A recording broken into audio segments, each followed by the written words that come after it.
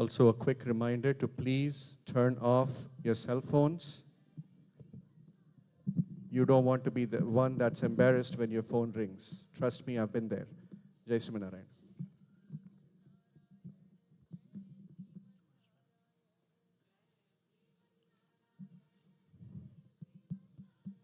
Jai Srimanarayan. Chinnajeeyar Rangapatim Tungaseshaparyankashayinam Shanairunnidranetrabja Prinita Seshachetanam Aprakrite Divyasamni Shri Matru Parishevitam Pundarikayata Drusham Samseye Jividiptaye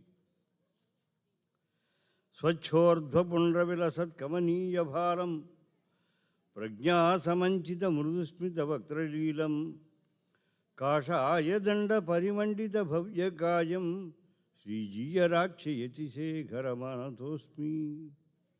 Jai Srimanarayan.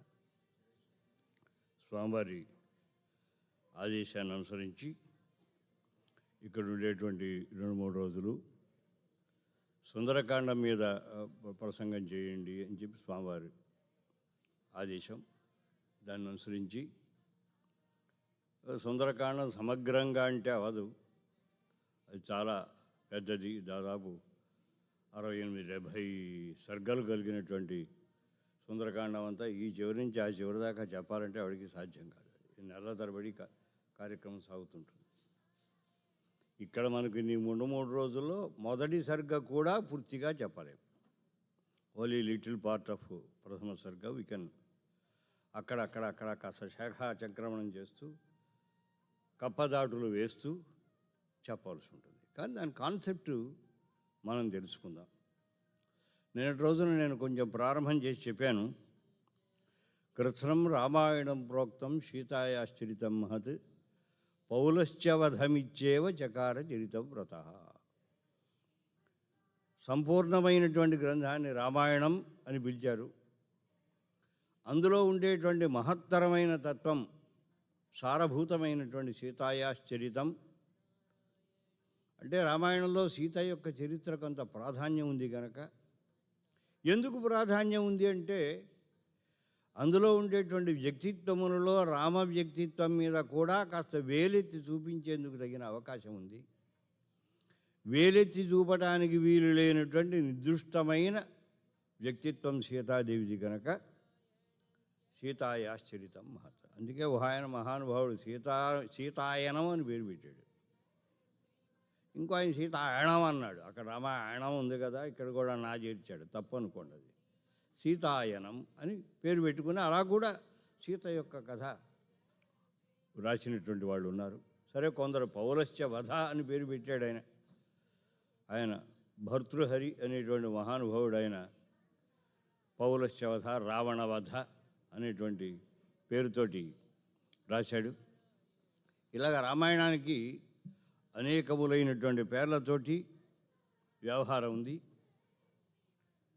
ప్రస్తుతం మనం చెప్పుకోబోయేది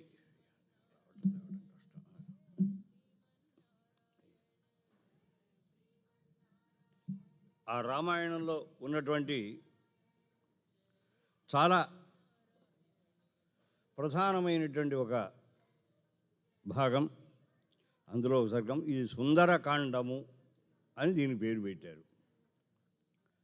నేను చెప్పాను, సుందరే సుందరో రామ, సుందరే సుందర కపి, సుందరే సుందరీ సీత, సుందరే కిం న సుందరం అని అందంగా ఒక శ్లోకం రాశారు. సుందరకాండంలో సుందరుడు ఎవరండి అంటే రాముడు. ఎందువల్ల సుందరుడు రాముడు అంటే ఎందువల్ల ఆయన సహజంగానే సుందరుడు. ఇందులో సుందరంగా వర్ణింపబడ్డాడు. ఈ సుందరకాండంలో హనుమంతుని చేత రాముని యొక్క సౌందర్యం వర్ణింపబడింది. ఇతరత్ర ఎక్కడ కూడా రామ సౌందర్య వర్ణన లేదు. రాముడి గురించి ఉన్నది, రాముని యొక్క గొప్పతనం చెప్పారు, ఆయన చేసిన కార్యక్రమాలు చెప్పారు, అవన్నీ చెప్పారు. కానీ రాముడు అందమైనవాడు, ఇంత ఎత్తు ఉంటాడు, ఇంత లావునుంటాడు, ఈ కొలతలతో సహా నిరూపించిన ప్రక్రియ మనకు సుందరకాండంలోనే కనిపిస్తుంది. సీతాదేవి అడిగింది, వానరాణాం నరాణాంచ కథమాసీత్ సమాగమ. వానరులకు నరులకు సమాగమం ఎలా వచ్చిందయ్యా?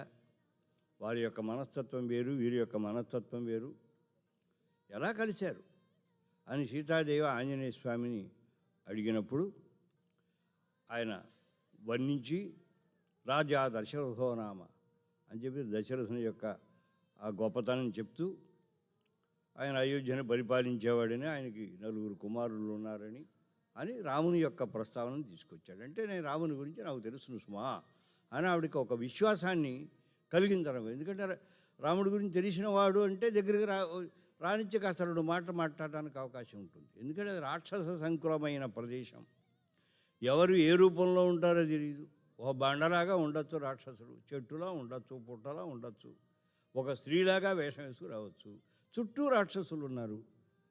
రావణాసుడు పరమ మాయావి, ఈవిడేందు కామం కలిగి ఉన్నాడు. అందువల్ల ఏ రూపంలో ఎక్కడ వస్తాడో ఏమో, ఈ కోతిగా వచ్చాడేమో, రావణాసుడు వచ్చాడేమో అని పాపం ఆవిడ భయపడింది. ఆవిడ మాట్లాడటానికి ఇష్టపడాల.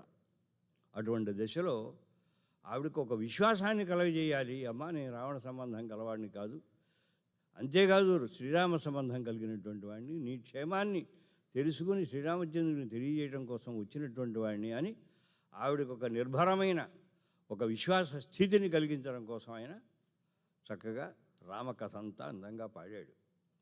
అందువల్ల సుందరకాండంలో ఏముంటుంది? రాముని యొక్క సౌందర్యాన్ని ఆయన చక్కగా వర్ణించాడు.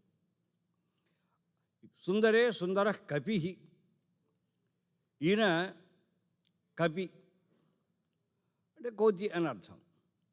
కానీ నాకు అనిపిస్తుంది, మనం అంటే రామాయణానికి విశ్లేషణ అనేక రకాలుగా ఉన్నాయనుకోండి. చారిత్రకమైన విశ్లేషణ చేస్తారు, అనేక రకాలుగా పర్యాలోచన చేస్తారు. నిజంగా కోతులేనా?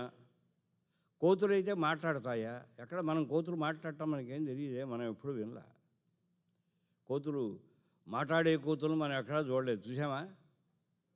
చూడలేదు, సినిమాల్లో తప్ప. అందువల్ల కానీ ఇక్కడ కోతులు వేరు. మనకు రామాయణంలో ప్రస్తావించిన కోతులు మామూలు కోతులు కాదు. వీళ్ళంతా కూడా ఆయా దేవతలే, ఆయా వానర రూపంలో. సుగ్రీవుడిగా వచ్చిన ఆయన ఒక పెద్ద మనిషి, ఒక దేవత. హనుమంతుడిగా వచ్చినటువంటి ఆయన ఒక ఆయన, వారిగా వచ్చినవాడు ఒకడు. అంటే ఆయా దేవతలే ఆయా స్వరూపములు స్వీకరించి, ఆయా వ్యక్తిత్వంను స్వీకరించి ఇక్కడ వచ్చారు కనుక వారు మాట్లాడటంలో అభ్యంతరం ఏం లేదు. ఎందుకంటే వాళ్ళు కామరూపిణ అని వర్ణిస్తాడు వాల్మీకి. ఎక్కడ మనకు తెలుస్తుంది? ముందు మనకు తెలియదు, వీడంతా కోతులే అనుకుంటాం మనం. కానీ చిట్ట చివరికి రామపట్టాభిషేకానికి అందరూ అయోధ్యకు వెళ్ళినప్పుడు బ్రహ్మాండమైన పుష్పక విమానంలో శ్రీరామచంద్రుడు బయలుదేరాడు. అప్పుడు కిష్కింధ దగ్గర కూడా ఆపి అక్కడ ఉండేటువంటి నాకు సహాయం చేసినటువంటి వారు వానరులు కదా, ఆ వాళ్ళందరినీ కూడా నేను తీసుకుని వారితో పాటుగా నేను ఈ రాజ్యాభిషేక వైభవాన్ని అనుభవించాలనుకున్నాడు శ్రీరామచంద్రుడు. వాళ్ళందరినీ ఎక్కించేశారు. మొత్తం కిష్కింధ అంతా కూడా అందులో ఎక్కి కూర్చుంది. వీళ్ళంతా వచ్చారు. వచ్చిన తర్వాత వాళ్ళని ఇన్స్ట్రక్ట్ చేశాడు అక్కడ సుగ్రీవుడు. ఏమోయ్, మీరంతా తోకలేసుకొని ఇంతంత మూతులు పెట్టుకుని వస్తే ఇక్కడ అయోధ్యలో మనుషులు ఎవరు ఉండరు, పారిపోతారు, మిమ్మల్ని చూసి భయపడిపోతారు. అందువల్ల మీ యొక్క ఆకారాలు మార్చి మానవ రూపంలోనే మీరు సంచరించాలని వాడికి ఇన్స్ట్రక్షన్స్ ఇవ్వటం వల్ల వాళ్ళందరూ మనుష్య రూపంలోనే వాడు స్వేచ్ఛారూప ధారణ చేసే యోగ్యత గలవారు కనుక అలా వాళ్ళు సంచరించారట. అందువల్ల సామాన్యులైనటువంటి వాడు కాదు, చాలా అద్భుతమైనటువంటి యోగ్యత కలిగినటువంటి వాడు. వాళ్ళలో చాలా చక్కటి గొప్పతనం కలిగినటువంటి వాడు, ప్రభావశాలి అయినటువంటి వాడు హనుమంతుడు. ఆయన యొక్క సౌందర్యం ఇందులో వర్ణింపబడింది. ఏమిటి సౌందర్యం వర్ణింపబడింది అంటే పరమాత్మకు జీవాత్మకు మధ్య ఉండే అనుసంధానాన్ని గుర్తింపజేసి వాళ్ళిద్దరినీ కలిపేటువంటి ప్రయత్నం చేసే ఒక ఆచార్యుని యొక్క సౌందర్యం మనకు హనుమంతుల్లో కనిపిస్తుంది. ఈయన మామూలు కోతి కాదండి, ఈయన సాక్షాత్తు ఆచార్యుడే. అందుకే మన సంప్రదాయంలో హనుమంతుడిని ఆచార్యునిగానే భావన చేస్తారు. ఎందుకు అలా భావన చేస్తారంటే ఆయన యొక్క ప్రవృత్తి అంతా అలాగే కనిపిస్తుంది. ముందు నుంచి చివరిదాకా చూస్తే ఆయన వ్యక్తిత్వం, ఆయన మాట్లాడిన మాటలు, ఆయన ప్రవర్తన అంతా చూసే ఒక ఆచార్యునికి ఉండేటువంటి యోగ్యత అంతా కనిపిస్తుంది. మొట్టమొదటిగా కిష్కింధకాండలో ఆయన యొక్క పరిచయం జరిగింది. ఆయన వాలి అంటే భయపడిపోయి పాప సుగ్రీవుడు ఆ గంధమాదన పర్వతం మీద కూర్చుని అక్కడ ఉన్నాడు, వాడు కిష్కింధలో ఆ పర్వతం మీద ఉన్నాడు, కిందకి రావటం లేదు, భయపడిపోతున్నాడు. ఎవరిని చూసినా కానీ ఎవరు వస్తున్నారో ఏమిటో, మా అన్నయ్య ఎవరినైనా పంపించి నన్ను చంపించడానికి ప్రయత్నం చేస్తున్నారేమో అని వాడిని భయపడినటువంటి దశలో రాముడు లక్ష్మణుడు ఇద్దరు అక్కడికి వచ్చారు. పైనుంచి కొండ మీద ఉన్నారు, పక్కన హనుమంతుడు ఉన్నాడు. చూసి చూడవయ్యా వచ్చారు. అప్పుడే మా అన్నయ్య ఇద్దరిని పంపించాడు. ఆ ఇద్దరు మనుష్య వేషంలో కనిపిస్తున్నారు. ఎక్కడన్నా ఇటువంటి వాళ్ళు ఉంటారా? వేషం చూద్దామంటే ముని వేషం, పెద్ద ధనుస్సును ధరించారు, బాణాలు పెట్టుకున్నారు, ఆయుధాలు ధరించున్నారు. ఆయుధధారులైన మునులు ఎక్కడన్నా ఉంటారేంటి? ఇది కేవలం మా అన్నయ్య చేసిన కల్పన. ఇటువంటి వాళ్ళు ఏమన్నా పంపించారు అని పాపం. అహో శాఖామృగత్వంతే వ్యక్తమేవ ప్లవంగమ లఘుచిత్తతయా ఆత్మానం నస్థాపయసి యోమతౌ బుద్ధి విజ్ఞాన సంపన్న ఇంగితై సర్వమాచర నహ్యబుద్ధింగతో రాజా సర్వభూతాని శాస్తి. నువ్వేదో పెద్ద కిష్కింధారాజ్యాన్ని పరిపాలించాలని ఎగురుతున్నావు, గెంతుతున్నావు, రాజు కావాలనుకుంటున్నావు, కానీ రాజుకుండవలసిన యోగ్యత నీలో ఏమీ కనపడటం లేదు.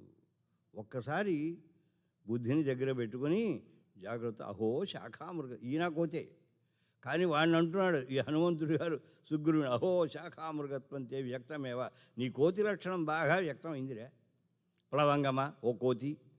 లఘుచిత్తతయ, మనస్సులో స్థైర్యం లేకపోవడం చేత, తేలిక అలా ఫికిల్గా ఉండేటువంటి మనస్సు అలా ఉండటం చేత, ఆత్మానం నస్థాపయసి యోమతవు, నీకు జరగబోయేటువంటి భవిష్యత్తులో ఒక అద్భుతమైన ప్రయోజనం రాబోతోంది, దాన్ని మనస్సులో పెట్టుకుని నీవు ఉండవలసిన స్థితిలో అలా ఉండలేకపోతున్నావురా. అందువల్ల బుద్ధి విజ్ఞాన సంపన్న, బుద్ధి తాత్కాలికీ జ్ఞేయ అంటే అప్పటికప్పుడు మనం కలిగేటువంటి ఆలోచన బుద్ధి. విజ్ఞానం అంటే ఒక పరిపూర్ణమైనటువంటి ఓ వివేకం.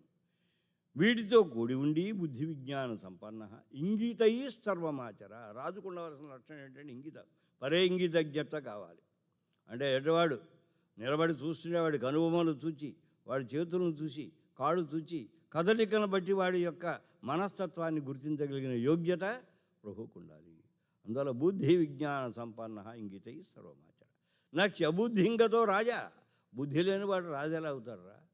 సర్వభూతాన్ని నహి శాస్తి, ప్రాణులను శాసించలేడురా అని ఆయన ఆంజనేయ స్వామి సుగ్రీవుని చక్కగా ప్రతిబోధనం చేసి అక్కడి నుంచి క్రిందకి దిగొచ్చి, వాడిని అక్కడే ఉండు, నేను వెళ్ళొస్తాను మాట్లాడతానని ఇక్కడికి వచ్చి వీళ్ళతోటి మాట్లాడి అద్భుతమైనటువంటి సంభాషణ చేశాడు. ఆయన మాట్లాడుతుంటే రాముడు పక్కన చూపించాడు, లక్ష్మణ చూశావా ఎంత అద్భుతంగా మాట్లాడాడు. నూనం వ్యాకరణం కృత్స్నం అనేన బహుధాశ్రుతం. ఈయన పాపం వ్యాకరణాన్ని బాగా చుట్టబెట్టేశాడు. పలుమార్లు అనేక వ్యాకరణాలు ఈయన చదువుకున్నాడు. మరి వ్యాకరణం చదివాడని ఎలా తెలుస్తుందండి? బహువ్యాహరతానేన కించిత్ అపశబ్దితం. ఎన్నో మాటలు మాట్లాడాడు, కానీ ఒక్క అపశబ్దం కూడా నోటి వెంట రాలేదు. అందువల్ల 10 మాటలు మాట్లాడితే అందులో తప్పు లేకుండా మాట్లాడగలిగితే కాస్త ఆయనకు వ్యాకరణ జ్ఞానం ఉంది అని అర్థం అనమాట. నోరు తెరిచిన దగ్గర నుంచి అపశబ్దాలు మాట్లాడకూడదు. అందువల్ల ఈయన మాట్లాడిన తీరు చూస్తే ఈయన మంచి వ్యాకరణజ్ఞుడిగా మనకి కనిపిస్తున్నది. అందువల్ల కొంచెం జాగ్రత్తగా, నువ్వు బాగా వ్యాకరణజ్ఞుడివి కదా, నాకంటే బాగా మాటగారివి కదా, కొంచెం మాట్లాడవయ్యా అని అంటే, సరే ఆయన మాట్లాడాడు. ఇదిగోనయ్యా ఇలాగ దశరథుడు ఉన్నాడు, ఇలా ఇలా ఇలా జరిగింది, మాకేదో ఇబ్బంది పడి మేము అడవికి వచ్చామని ఈ విషయం అంతా కూడా చెప్పాడు. అప్పుడు ఆ రకంగా ఆయన మధ్యవర్తిత్వాన్ని వహించి శ్రీరామచంద్రుడిని ఆ సుగ్రీవునితో చేర్చినాడు. ఇది ఆచార్య కృత్యం. అంటే జీవుణ్ణి పరమాత్మ దగ్గరకు చేర్చడం అనేది ఆచార్యుని యొక్క కృత్యము. అటువంటి కృత్యాన్ని నిర్వహించిన వాడు ఆంజనేయ స్వామి కనుక అటువంటి ఆంజనేయుని యొక్క సౌందర్యం హనుమాన్ అంటాం. ఆ హనుమంతుని యొక్క సౌందర్యం ఇందులో, ఆచార్యత్వ నిరూపితమైన సౌందర్యం ఇందులో మనకు బాగా కనిపిస్తున్నది. ఆయన గురించి చెప్పాము, ఇది సుందరకాండ. సుందర ఎవరైనా ఆంజనేయ స్వామి. సుందర శబ్దానికి కోతి అని కూడా అర్థం ఉంది కనుక ఇక్కడ సుందరకాండంలో ఎవరున్నారు? ఆంజనేయుడనే పేరు కలిగినటువంటి ఒక కోతి. ఆయనకు సంబంధించి వానరుడు. కోతి అనటం కంటే వానర అంటం కంటే మంచి బాగుంటుంది. వా నర, నరుడేమో. వా నర అంటే అర్థం ఏమిటి?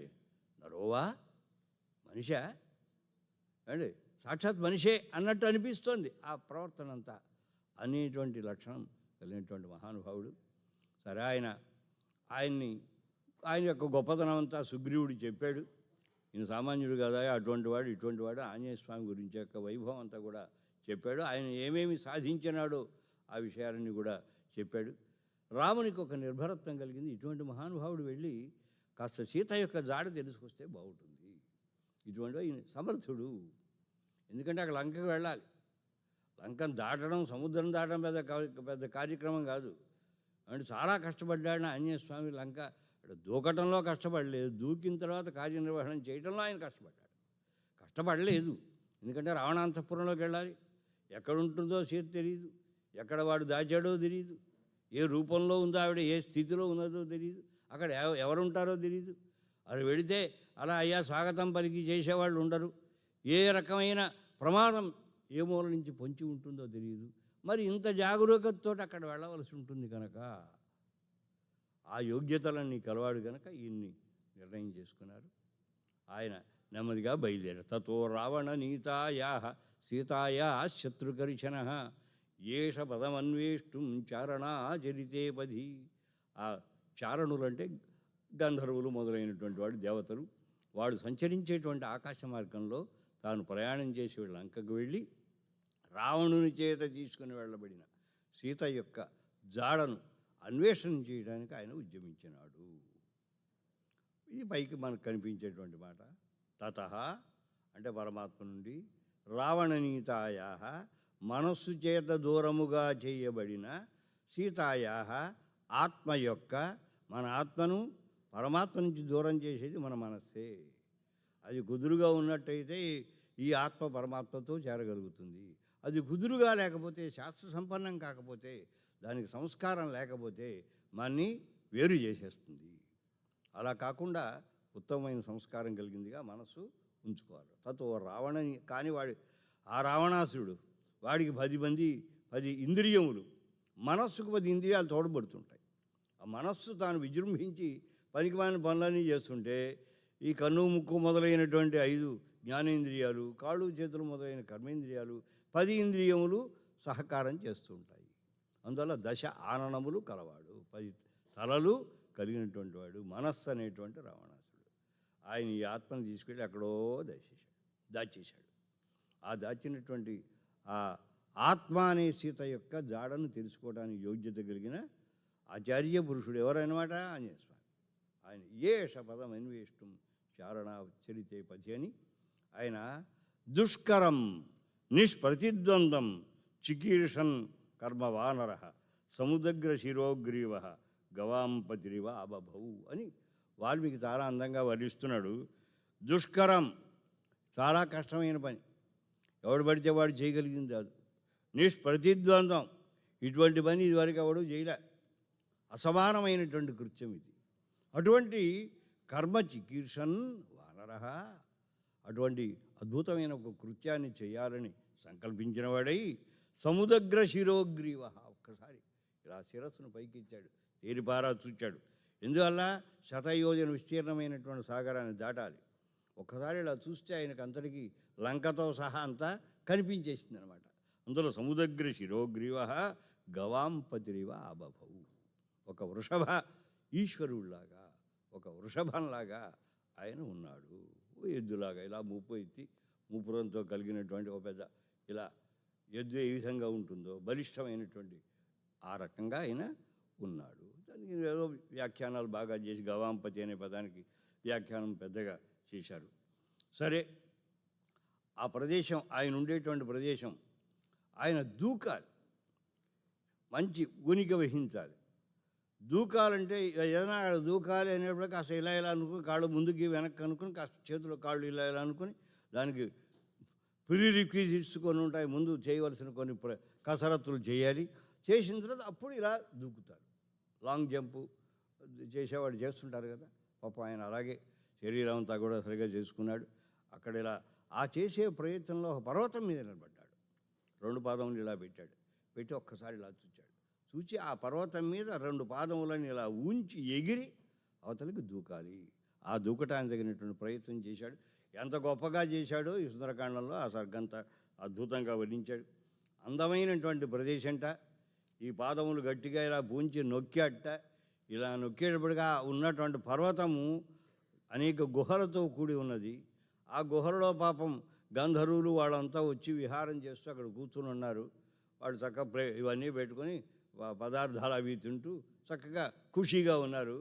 ఈ ప్రయత్నం ఎప్పుడైతే జరిగిందో దీనికి పర్వతం అంతా కంపించేటప్పటికల్లా వాళ్ళు తింటున్న పదార్థాలన్నీ జారి పడిపోయినాయి. అంతా ఆ కంపన భయపడిపోయారు. వాళ్ళంతా ఎగిరి ఆకాశంలో వెళ్ళిపోయారు. అంతేకాదు ఆ గుహలలో బ్రహ్మాండమైనటువంటి ఆశీవిషాలు ఉన్నాయి, సర్పాలు ఉన్నాయి. పెద్ద పెద్ద బహుశిరస్కములైన సర్పాలు, అనేక శిరస్సులు కలిగిన సర్పాలు ఉన్నాయి. ఆ సర్పాలు మంచి విషం కలిగి ఉన్నాయి.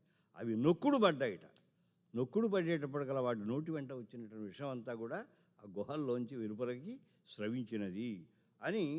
వెంటనే వాటి విషంలో ఏముంటుందంటే అగ్ని ఉంటుంది. అదంతా అంటుకున్నది. ఓ భయంకరంగా వాతావరణం అంతా కూడా ఏర్పడినది అని దాని అంతటిని వర్ణించారు. సరే, ఈయన ఏదైనా ఒక ప్రయత్నం చేయాలంటే ఏమిటి కావాలి?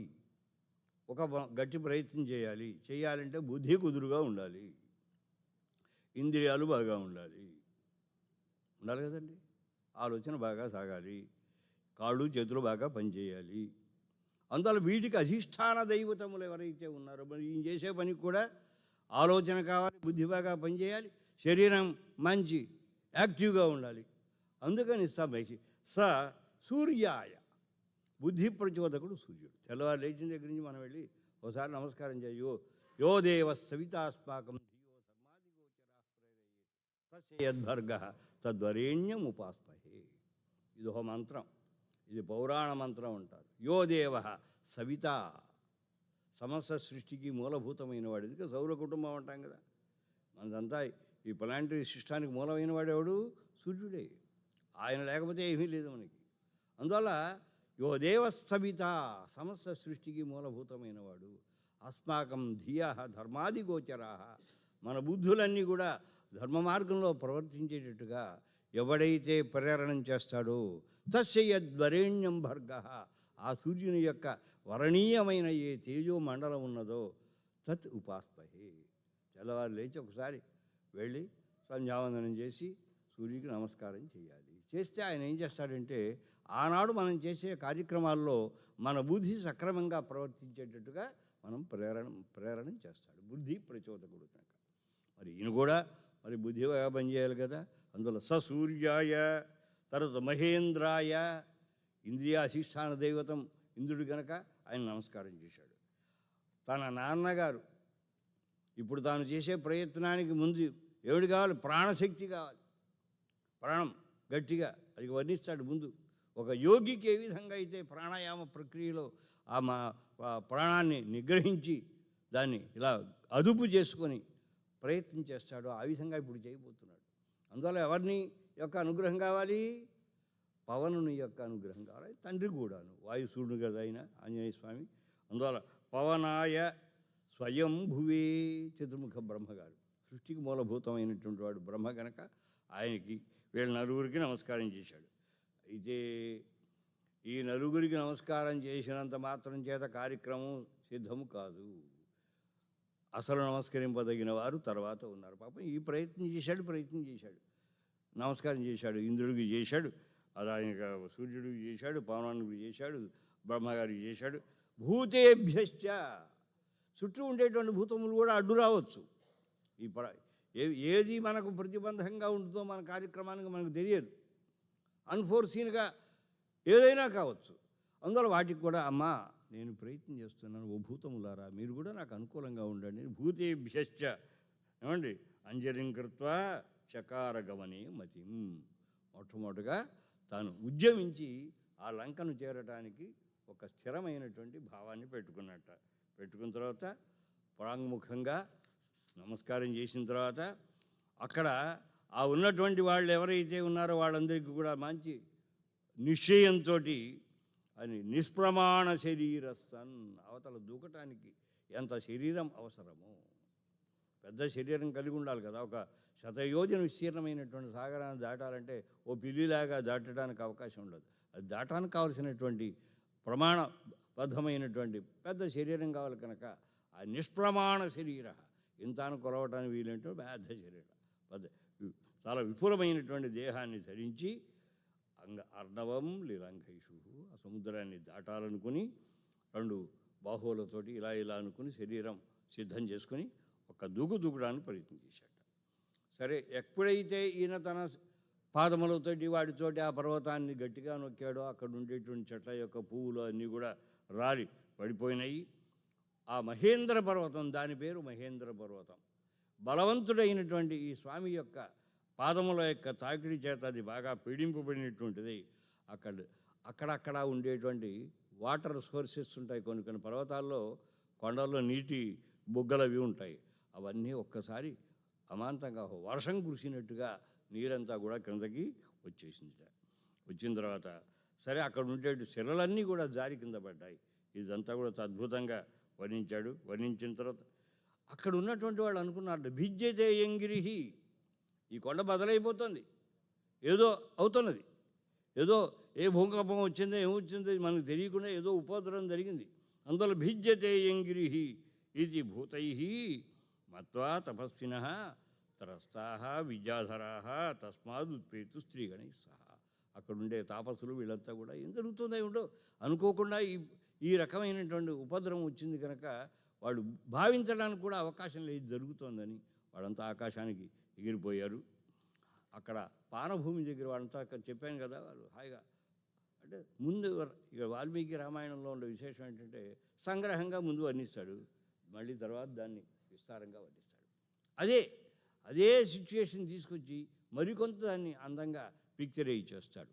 అదంతా వర్ణించాడు. సరే, ఆ తర్వాత ఇంతకీ ఏమండి ఉద్యమం చేశాడు, దూకడానికి అవతల కోసం వెళుతున్నాడు. ఎవరి కోసం చేస్తున్నాడు ఈ పని? ఆంజనేయ స్వామికి ఏమైనా స్వార్థం ఉన్నదా? ఎందుకోసం చేస్తున్నాడు? ఇది మనం గుర్తుపెట్టుకోవాలి. ఏ పని చేసినా మనం భగవంతుని కోసం చెయ్యాలి. రెండవది భాగవతోత్తమ ప్రీతికి చెయ్యాలి. భగవంతుని యొక్క ప్రీతి కొరకు మనం పని చేయాలి. భాగవతోత్తములైన భగవత్ ప్రీతి కలిగిన మహానుభావులు ఎవరైతే ఉన్నారో వారి ప్రీతి కొరకు మనము కార్యక్రమం చేయాలి. ఏ పని చేసినా చెయ్యాలి. ఇది మనకు ఒక సంప్రదాయం. ఆ సంప్రదాయాన్ని ప్రవర్తింపజేస్తూ ఆయన అంటాడు, రామార్థం వానరార్థంచ. రాముడి కోసం ఈయన సముద్రలంఘనం ప్రారంభించాడండి. అంతేకాదు వానరుల కొరకు. ఎవరు వానరులు? వానరులు అంటే భాగవతోత్తములు, శ్రీరామచంద్రుడికి ప్రీతిపాత్రులైనటువంటి వాళ్ళు. వాళ్ళ కోసమని వానరార్థం అనటంలో ఇంకో చమత్కారం ఏంటంటే, వానరులు ఈయన మీద ఆంజనేయ స్వామి సముద్ర లంఘనం చేయడానికి ఉద్యమిస్తున్నాడు అనుకున్నాడు. ప్రాణాలు కళ్ళల్లో పెట్టుకుని ఉన్నారు. ఏమైపోతుందో సుగ్రీవాజ్ఞ, 1 రోజుల్లోపుగా సీత యొక్క జాడ తెలియకపోయినట్టయితే మీ ప్రాణాలు ఉండవని వాడు భయంకరమైనటువంటి శాసనం చేశాడు. సుగ్రీవ శాసనం చేశాడు. ఏమవుతుందో మేమెవరం వెళ్ళలేము. ఈ వెళ్ళే పెద్ద మనిషి సిద్ధపడిన వాడు వెళ్ళి చూసేస్తాడో లేదో. మరి బిడ్డలంతా కూడా అక్కడెక్కడో కిష్కింధలో వాళ్ళు ఉన్నారు. వాళ్ళ బతికేమిటో మా బతికేమిటో అని పాపం కళ్ళలో ప్రాణాలు పెట్టుకుని ఉన్నారు వానరులు. వారి గురించి వెళ్ళాడు. అంటే తన యందు తను చేసే ప్రయత్నం సఫలము కావాలని, తాను సఫలుడైతేనే తప్ప తమకు గతి లేదని ప్రాణాలు అరచేత పెట్టుకుని ఉండేటువంటి వాళ్ళు ఎవరైతే ఉన్నారో వాళ్ళందరి కోసం ఈ పని చేయవలసి వచ్చింది. ఇది కార్యకర్తకు ఉండవలసిన, నాయకుడికి ఉండవలసిన లక్షణం ఏంటి?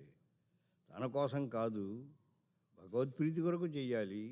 సరే, భగవంతుడికి ఉన్నాడో కనిపించదు కాదు, తనకు ఎవరైతే పరిపాలకుడుగా ఉన్నాడో ఆ పరిపాలకుని యొక్క ప్రీతి కోసం చెయ్యాలి. అంతేకాదు తనలాంటి వారు ఇతరులు ఎవరైతే ఉన్నారో ఆ పని జరిగితే మేము ప్రయోజనం పొందుతాము అనుకునేటువంటి ఆశపడినటువంటి వాళ్ళు ఎవరైతే ఉన్నారో వాళ్ళందరి కొరకు కార్యక్రమాన్ని చేయాలి. ఇంత ఉత్తమమైనటువంటి భావనతో చేయాలట. ఆ విధంగా చేశారు. రామార్థం వానరార్థం చ చికీర్షన్ కర్మదుష్కరం సముద్రస్య పరంపారం దుష్ప్రాపం ప్రాప్తుమిచ్చతి. అందుకోసమని ఆ సముద్రం యొక్క రెండవ ఆ ఒడ్డుకి వెళ్ళి దూకాలి, ప్రయత్నం చేసి వెళ్ళాలి అని పాపం దానికి ఉద్యమించినటువంటి వాడు దానికి తోకాది తీశాడు, చిన్నగా పెట్టాడు. ఇలా చక్కగా ఇంద్రధ్వజంలాగా ఉంది, ఇంద్రుని తాలూకు జెండా కర్రలాగా నిలబడి ఉందండి. చక్కగా కుచ్చు గిచ్చు అంతా అందంగా ఉంది. ఇలా తోకాది పైకెత్తాడు. ఎత్తి నెమ్మదిగా బాహువుల్ని సిద్ధంగా చేసుకొని మార్గం ఆలోకయన్, వెళ్ళవలసిన మార్గాన్ని ఒకసారి బేరీజు వేశాడు. ఎవరైనా ఒక పని చేసినప్పుడు ఆ పనిలో ఉండే సాధక బాధకాలు, మంచి చెడ్డలు, దాన్ని ఒక్కసారి బేరీజు వేసుకొని పనికి ఉద్యమించాలి. లేడీకి లేచిందే పరుగు అంటుంటారు సరే, ఎలా లేచి పరిగెత్తడం కాదు, దానికి థింక్ ఏ వైల్, ఒక క్షణకాలం ఆలోచించాలి. ఈ పని ఎలా చేయాలి, చేయగలనా లేదా, ఏ రకమైన ప్రయత్నంతో చేయాలి అనేది కొంచెం ఆలోచన చేయాలి. ఆ పని చేశాట. చేసిన తర్వాత ఒకసారి పద్భ్యాం దృఢం అవస్థానం కృత్వా స కపింజర నికుంచ కర్ణవు, నిక్కబొడిచాడు గట్టిగా. నిక్కబొడిచి ఒక్కసారి ప్రతిజ్ఞ చేస్తున్నాడు. నేను వెడుతున్నానయ్యా, ఎలా వెడుతున్నానో తెలుసా, ఎలా వెడతానో చెబుతున్నాను, అలాగే వెడతా. అలాగే వెళ్ళాడు. ఏంటి అలా పెడతాను? యథా రాఘవ నిర్ముక్త శర శ్వసన విక్రమ గచ్చేత్, ఏమండి, తద్వద్గమిష్యామి లంకాం రావణపాలితాం నహి ద్రక్ష్యామి యదితాం లంకాయాం జనక. అంటే ఆంజనేయ స్వామి యొక్క గొప్పతనం చూడండి, ఎంతటి సమర్థుడు. నేను ఇక్కడి నుంచి ఎగురుతా, వెళ్ళి రాఘవుని చేత విడువబడిన బాణము వెళ్ళినట్టుగా వెళ్ళొస్తా. రాఘవ బాణం మధ్యలో విశ్రాంతి పుచ్చుకోదు. కాస్త ఎక్కడ హోటల్లో కాస్త కాఫీ తాగి పెడదామని ఎక్కడ ఆగదు. పని చేయకుండా అయితే అవుతుంది, లేకపోతే పర్వాలేదు తిరిగి వచ్చేద్దాం అని కార్యము చెయ్యకుండా తిరిగి రాదు. అంటే నిష్ప్రయోజనంగా తిరిగి రాదు, మధ్యలో విశ్రాంతి తీసుకోదు. అలాగే నేను ఎలా పెడతాను, ఎక్కడా విశ్రాంతి తీసుకోను, వెళ్ళి కార్యసాధనము చేసే వస్తాను. ఏం కార్యసాధనం చేస్తావయ్యా? సీతను అన్వేషణం చేస్తా, మొత్తం వెతుకుతా. లంకలో దొరకలేదా, స్వర్గానికి పోతా, 3 లోకాలు వెతికేస్తా. ఆఖరికి ఎక్కడా దొరక్కపోతే అసలు మూల పురుషుడు, దీనికి కారణమైన వాడు రావణాసురుడు కనుక లంకతో పాటు రావణాసురుడిని బంధించేసి తీసుకొచ్చి రాముడి కాళ్ళ ముందు పడేస్తాను. ఇంతటి పూనిక ఉద్యమం అండి. మా స్వామివారు చెబుతుంటారు, చేసేది పెద్ద ప్రాణాలు వేసుకోవట. పెద్ద ప్రాణాలు వేస్తే చిన్న కార్యక్రమం అన్నా చేయగలుగుతాం. ఇంత చేద్దాం అనుకుంటున్నామంటే ఇంత కూడా చేయలేము, విసరు కూడా చేయలేము. పెద్ద విసరి ఇంత ఉండాలి, ఉండదండి అండి. ఇంత వేసుకొని ఆకు పెట్టుకుని అందులో ఏం చేసుకుంటాం మనం? కాస్త తినాలంటే ఉండాలి, పెద్ద విస్తరి ఉండాలి అని అనేవారట పెద్ద స్వామివారు. అలాగే మన ఆలోచన ధోరణి ఎప్పుడు ఎలా ఉండాలంటే, మనం విస్తారంగా ఉండాలి. ఉన్నప్పుడు అంతా మనం చేయలేకపోయినా కొంత మనం చేయటానికి తగినటువంటి అవకాశం ఉంటుంది. ఆ విధంగా పాపం ఈయన చేస్తున్నాడు. యథా రాఘవ నిర్ముక్త శర శ్వసన విక్రమ గచ్చేత్ తద్వద్గమిష్యామి లంకాం రావణపాలితాం, రావణ పరిపాలితమైనటువంటి లంక కళ పెడతా. నహి ద్రక్ష్యామి యదితాం లంకాయాం జనకాత్మజాం, ఆ సీతాదేవిని కనుక లంకలో నేను చూడలేకపోతే ఆవిడ కనిపించకపోతే అనేనైవ వేగేన గమిష్యామి సురాలయం, ఇంకా మళ్ళీ మధ్యలో ఆగను, అదే వేగంతో లంక నుంచి ఎక్కడికి వెళ్ళిపోతాను, సురాలయం గమిష్యామి, దేవలోకానికి వెళ్ళిపోతాను. వెళ్ళిపోయి యదివా తిదివే సీతాం న దృశ్యామి అకృతశ్రమ, నాడు వెడతాను. అక్కడ కనుక ఆవిడ కనిపించకపోతే ఏ రకమైనటువంటి శ్రమ లేకుండా, ఏమండి, బద్ధ్వా రాక్షస రాజానం ఆనయిష్యామి రావడం, ఆ రావణాసుని కాస్త కట్టేసి నెమ్మదిగా ఇక్కడ తీసుకొచ్చేస్తాను. ఏవ ముక్తాత్ హనుమాన్ వానరాన్ వానరోత్తమ, వాళ్ళందరికీ మాట చెప్పాడు. ఇలా చెప్పాడు, వాడు చాలా ధైర్యం వచ్చింది. అంటే మొత్తం రావణాసురుడినే కట్టి పట్టుకొచ్చేస్తాను అని అన్నప్పుడు ఇంకా వాడికి భయం ఏముంటుంది? ఓ పర్వాలేదు, మన ఆంజనేయ స్వామి ఆ కార్యక్రమాన్ని చేసుకొస్తాడని నిర్భయంగా మనం ఉండవచ్చు అని పాపం అలా ఎదురు చూస్తూ వాడు ఉన్నారట. ఆ మాట అని ఒక్కసారి ఉత్పపాత అథ వేగేన, ఏమంటే వేగవాన్ అవిచారయ, ఏం ఆలోచన లేదు, ఒక్కసారి ఎగిరాడు, ఆకాశంలో ఎగిరాడు. అప్పుడు చేరబడికల్లా అక్కడ ఉండేటువంటి మళ్ళీ అనిస్తారు, ఏమండి, పుష్పిత యష్టిక సమత్తకో యష్టిమకాన్ పాదపాన్ పుష్పశాలిన ఉద్వహన్ ఊరు వేగేన జగాం వివరేమర అని ఎగురుతుంటే ఈ పాదములకు ఈ తొడలకు మంచి వేగంగా విడుతున్నాడు కదా. ఏదైనా వేగవంతమైన వస్తూ వెళుతుంటే దాని పక్కన ఉండేవి కూడా ఎగిరిపోతాయి, కొంత దూరం ప్రయాణం చేస్తాయి. వాడికి ఏం ప్రయత్నం అక్కర్లా. ఏమన్నా చిన్న చితక వస్తువులు ఇటు అటు ఉన్నాయనుకోండి, ఆ వేగానికి ఇవి కూడా కొట్టుకొని దానితో పాటు ప్రయాణం చేస్తాయి. ఈయన ఎగురుతుంటే ఆ ఊరు వేగానికి ఇటువైపు ఉండేటువంటి మహా పాదపములు, వృక్షములు ఇవన్నీ కూడాను అవి కూడా వెళ్ళాయి. ఏమండి, అవి వెళ్ళాయని వర్ణించడం వర్ణన. కవి అయిన వాడు అలా చెప్పి ఊరుకోడు, తన కవిత్వం చూపించాలి. కవికి ఒక విశేషం ఉంది కదా. అంటే ఆయన ఎగిరాడండి, ఆయన ఎగురుతుంటే పక్కన ఉండేటువంటి అవి కూడా ఎగిరి వెళ్ళాయి అంతే. అది మామూలు reporting, that is just reporting. అది కాదు కవి చేయవలసింది. ఎలా వెళ్ళాయంటే, దూరదేశానికి వెళుతున్నటువంటి తన బంధువుని ఊరుదాకా ఓదకాంతం స్నిగ్ధో జనో అనుగంతవ్య అని శాస్త్రం చెబుతోంది. మన ఇంటికి ఎవరైనా వచ్చారనుకోండి, వచ్చిన తర్వాత వంటింట్లో అక్కడ గదిలో కూర్చొని ఆ వెళ్ళిరా అని అనకూడదు, అది మర్యాద కాదు. కొందరు ఓపికంటే బయట దాకా వస్తారు. లేదా ఆ ఊరి చివరి దాకా కాస్త చెరువు ఉంటుంది, ఆ గంగారమ్మ చెట్టు ఉంటుంది, అమ్మవారి గుడి ఉంటుంది, అక్కడ దాకా వెళ్ళిపోయి అయ్యా మళ్ళీ తిరిగి రావద్దు అని పొలిమేర దాటించేసి అక్కడ కాళ్ళు గడుక్కొని నెమ్మదిగా అమ్మవారికి దండం పెట్టుకుని, అమ్మ జాగ్రత్త చూడు మళ్ళీ పెద్ద మనిషి తిరిగి రాకుండా అని రావాలన్నమాట. ఓదకాంతం స్నిగ్ధోజనో అనుగంతవ్య, జలప్రాయమైన ప్రదేశం వరకు బంధువులను అనుసరించి వెళ్ళవలేనని శాస్త్రం చెప్తుంది. అందువల్ల మేము కూడా ఏం చేస్తామంటే, అది అక్కడ దాకా మేము వెళతాం అనుకుని తమ బంధువుని అనుసరించి వెళుతున్న బాంధవుల్లాగా ఈ చెట్లన్నీ వెళ్ళినాయండి. ఇది కవిత్వం అన్నమాట అండి. అంటే కవి అనేటువంటి వాడు ఈ రకమైనటువంటి అందమైనటువంటి కల్పనం చేయాలి. సరే వెళ్ళారు. ఆ తర్వాత తమూరు వేగోన్మసితా సాలాశ్చాన్యే నగోత్తమా అనుజగ్ముర్ హనుమంతం సైన్య ఇవ మహీపతి. ఇంకో పోలిక చెబుతున్నాడు. ఈ చెట్లన్నీ ఎలా వెళ్ళాయంటే, ఓ మహారాజు గారు వెళుతుంటే ఆయన సైన్యం ఆయన్ని అనుసరించి కొంత వెళ్ళినట్టుగా చెట్లన్నీ కూడా ఆయన వెంట ప్రయాణం చేసి వెళ్ళినాయి అని చెప్పి, అందులో సారవంతములైనటువంటి వృక్షములు బాగా బరువుగా ఉండేవి, బాగా ఎక్కువగా ట్రంక్ ఎక్కువగా లాగా ఉన్నవి, అవి ఎక్కువ దూరం ప్రయాణం చేయలేవు కనుక కాస్త స్థూలకాయులైన వారు, అయ్యా నాన్న ఇక్కడ దాకా రాగలనాయా, ఇంతకంటే నేను రాలేను దండం పెట్టి వెనక్కి వచ్చినట్టుగా నెమ్మదిగా అక్కడ వెనుకకు మరలిపోయినాయి అవన్నీ కూడాను. ఈ విధంగా సరే అయిపోయింది. అక్కడి నుంచి ఆయన బయలుదేరి వెళ్ళాడు. వెళ్ళిన తర్వాత పిపాసురివచ ఆకాశం ఎగురుతున్నప్పుడు ఆయన ఎగిరినటువంటి ప్రక్రియ అంతా కూడా వర్ణించాడు.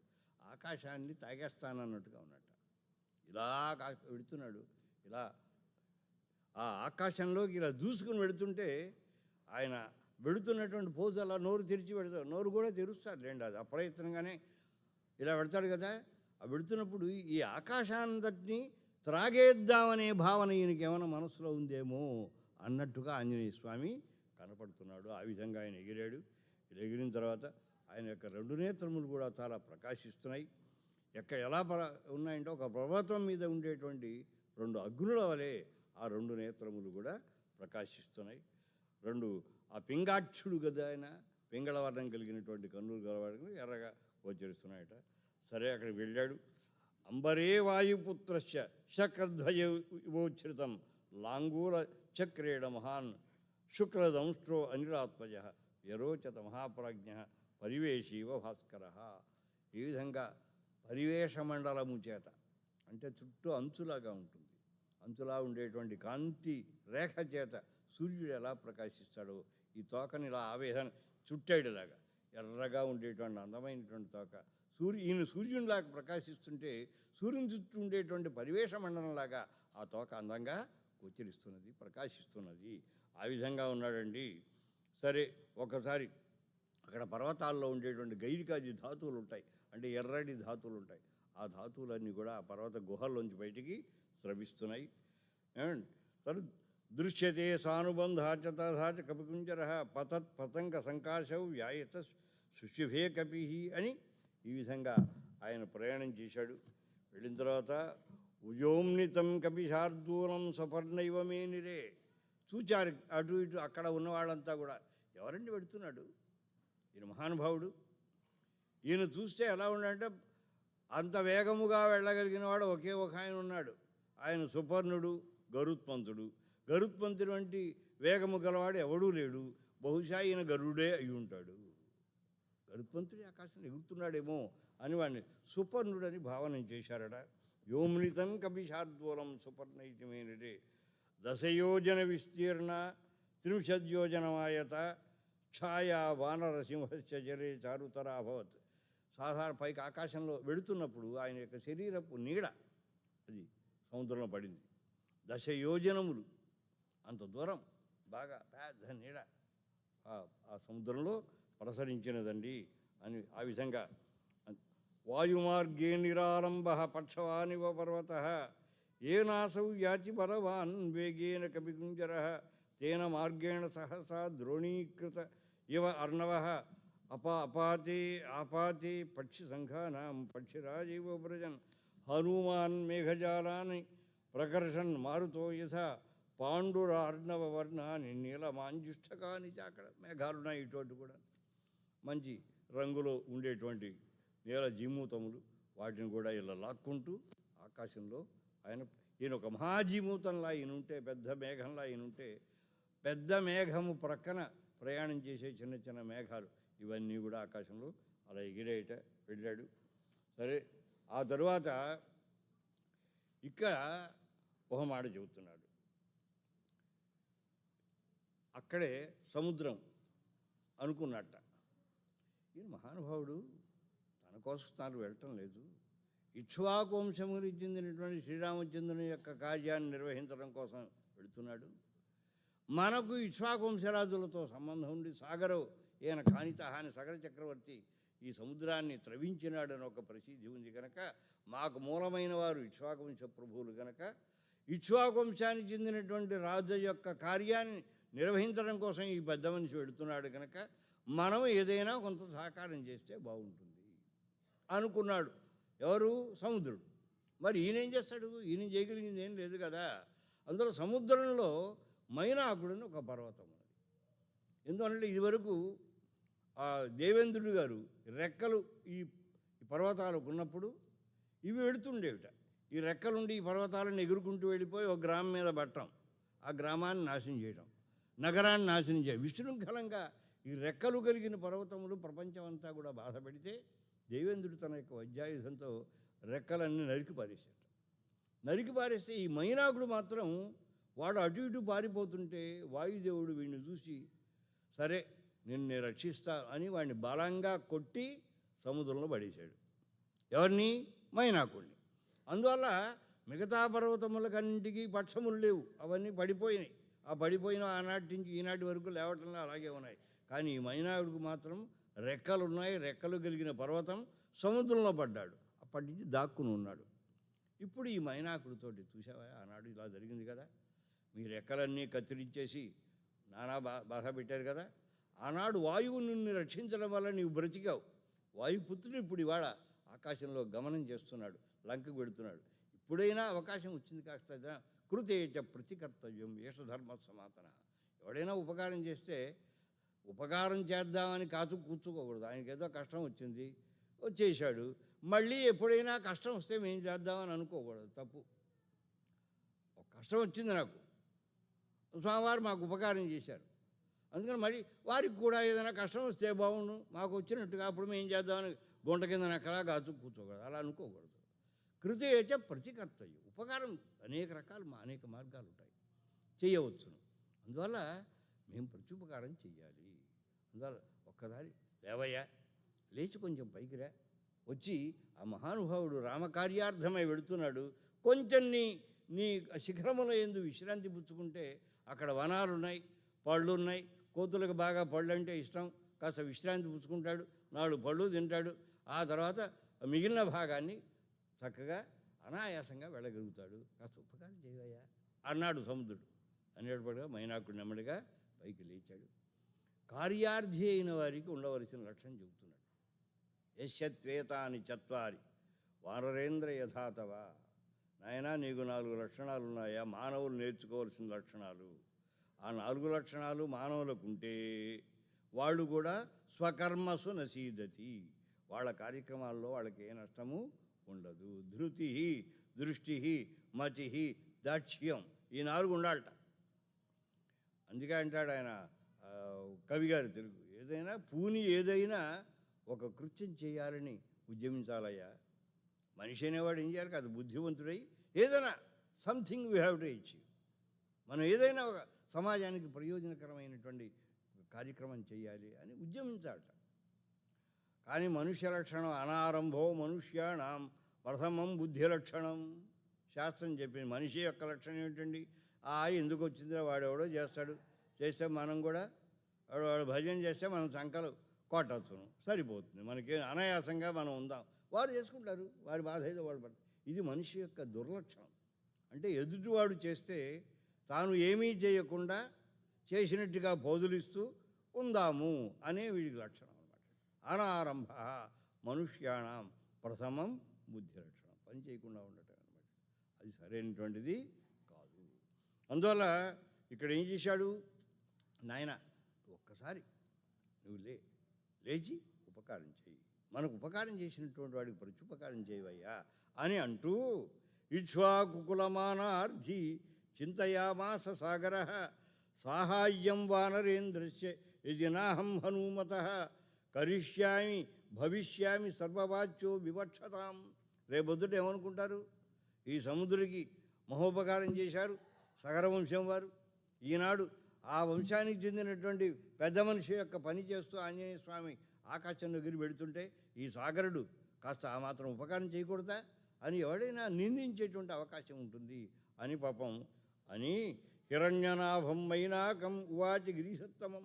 ఆ పక్కనే ఆ లోపల ఉండేటువంటి ఆ మైనాకుడిని ఉద్దేశించి అన్నట్ట సత సంచోదయామాస సంచోదయామి త్వాం ఉత్తిష్ట గిరిసత్తమ. అందుకోసమేనయ్యా నీకు ఉపకారం జరిగింది.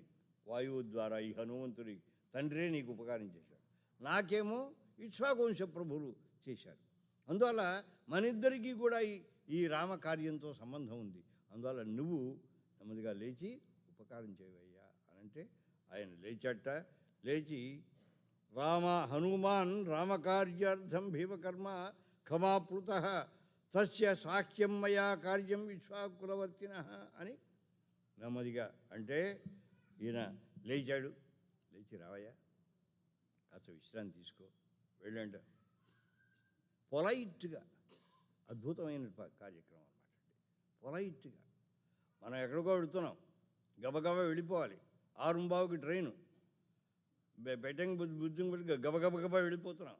మన రిక్షాని రోడ్డు మీద ఆపి అయ్యా కాస్త రండి సార్, కాస్త కాఫీ దగ్గర వెళ్ళండి. వాడు మనకు శత్రువు కాదు, మనకు మిత్రుడే. కనిపించగా మనం కనిపించాము, అయ్యా ఒక్కసారి తోవేనండి, ఒక్క నిమిషం ఉండేసేసి వెళ్ళండి. వీడికి లోపల కంగారు, ఎక్కడ ట్రైన్ వెళ్ళిపోతుందో వీడి శత్రువు కాదు కానీ అనుకూల శత్రువు. వీడి శత్రువు అనలేము కానీ అనుకూల శత్రువు. మనం పనిచేస్తుంటే మన కాళ్ళకు అడ్డం పడి మనకు అపకారం చేద్దామనే బుద్ధి లేకపోయినా పరోక్షంగా అపకారం చేస్తుంటారు. మరి వీడంతే కదా, ఇక్కడ పని మీద ఆకాశంలో ఎగిరిపోయి వెళ్ళిపోతున్నాం, సీత యొక్క జాడ వెతకాలంటుంటే కాస్త ఉండు, కాస్త 4 పడు తిను, కాస్త విశ్రాంతి తీసుకో అంటుంటే ఇవన్నీ చిక్కాగా ఉంటుంది కదా. మరి వాడితోటి నీకు బుద్ధి లేదా? నేను ఎక్కడ పెడుతున్నానో ఆ మాత్రం నీకు తెలియదా?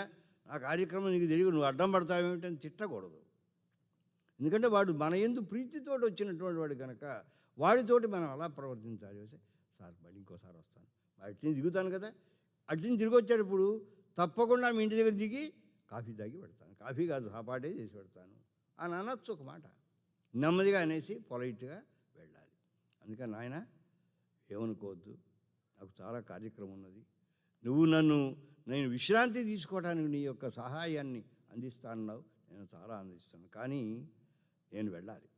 ఎందుకంటే నేను వాగ్దానం చేశాను, ఏమన్నా రాఘవ నిర్ముక్త శరహ శ్వసన విక్రమ గచ్చేత్ తద్వద్గమిష్యామి లంకాం రావణ పాలితాం. నేను వాగ్దానం చేశాను, రామబాణంలాగా వెళ్ళొస్తాను అన్నాడు. రామబాణం ఏమన్నా ఇక్కడ మధ్యలో పర్వతం మీద విశ్రాంతి పుచ్చుకుని కాఫీ తాగి ఎడుతున్నాడు, వెళదు కదా. అందువల్ల నేను కూడా ఇక్కడ ఉండే అవకాశము లేదు నాయన, నేను చేసిన వాగ్దానానికి విరుద్ధంగా ఉంటుంది. చాలా ఆనందం. ప్రీతోస్మి ఇలా అనాలి, ప్రీతోస్మి కృతమాతిథ్యం మన్యురేష అపనీయతాం త్వరతే కార్యకాలో మాం అహశ్చాప్యతి వర్తతే ప్రతిజ్ఞాచమయా దత్త నా స్థాతవ్యం ఇహాంతరా. ఇలా అనాలట. ప్రీతోస్మి చాలా ఆనందంగా ఉంది, నేను ప్రీతి కొన్నాను. కృతమాతిథ్యం చేయకపోయినా చేసినట్టేనాయా, నువ్వు కాఫీ ఇచ్చినట్టే, సాపాటు పెట్టినట్టే, నేను తిన్నట్టే అనుకో.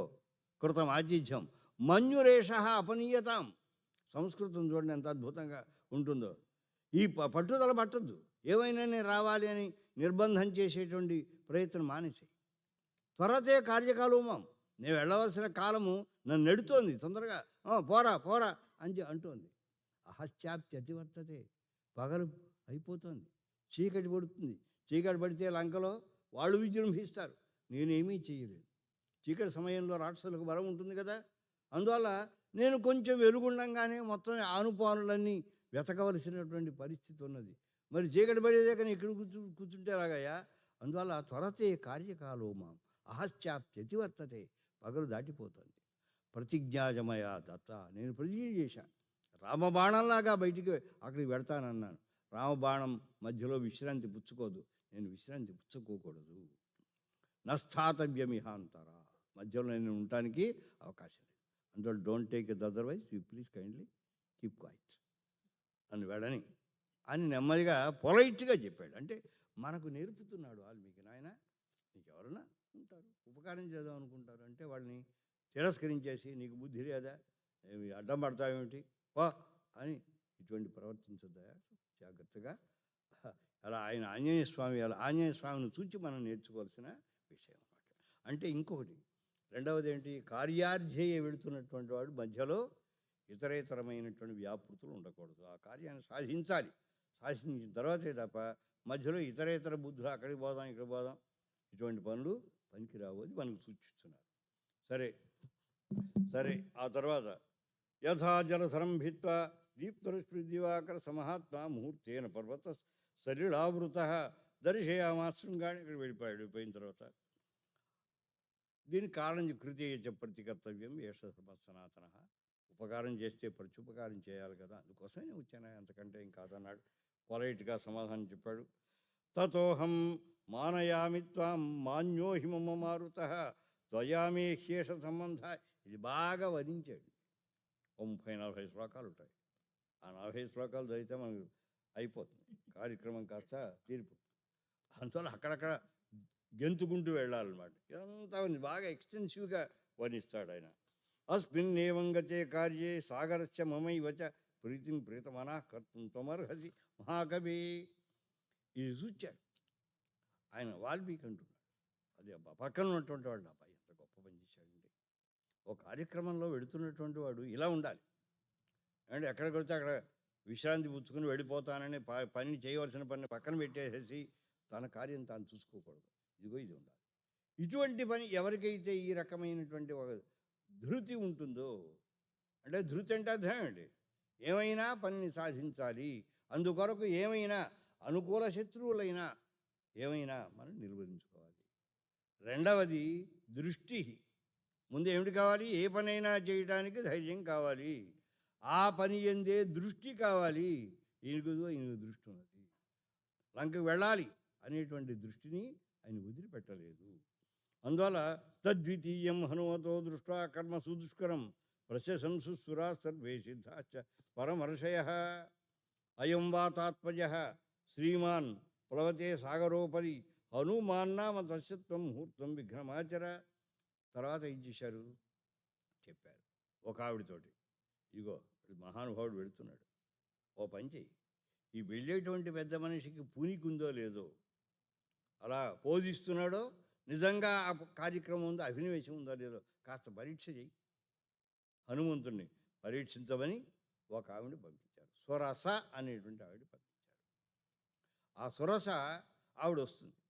ఏయ్ బ్రహ్మగారు నాకు వరం ఇచ్చారు, నా నోట్లో నువ్వు ఉండవలసిందే, నేను మింగితే కానీ నాకు కుదరదు ఇవాళ అని అడ్డం పడుతుంది.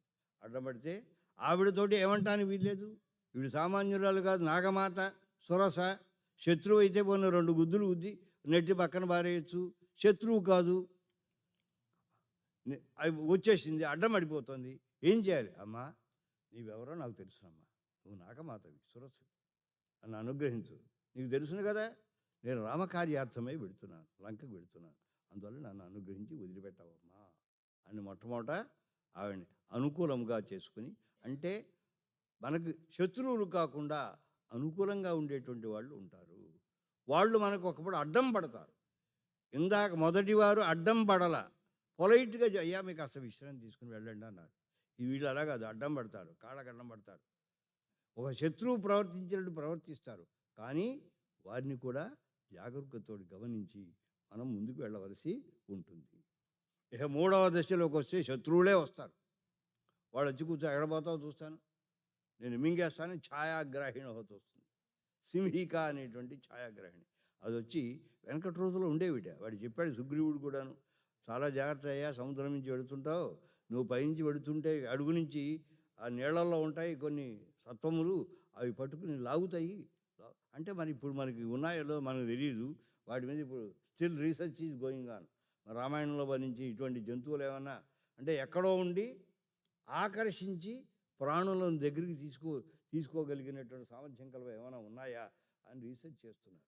ఆ రోజుల్లో ఉండేవిట ఛాయాగ్రాహిణి.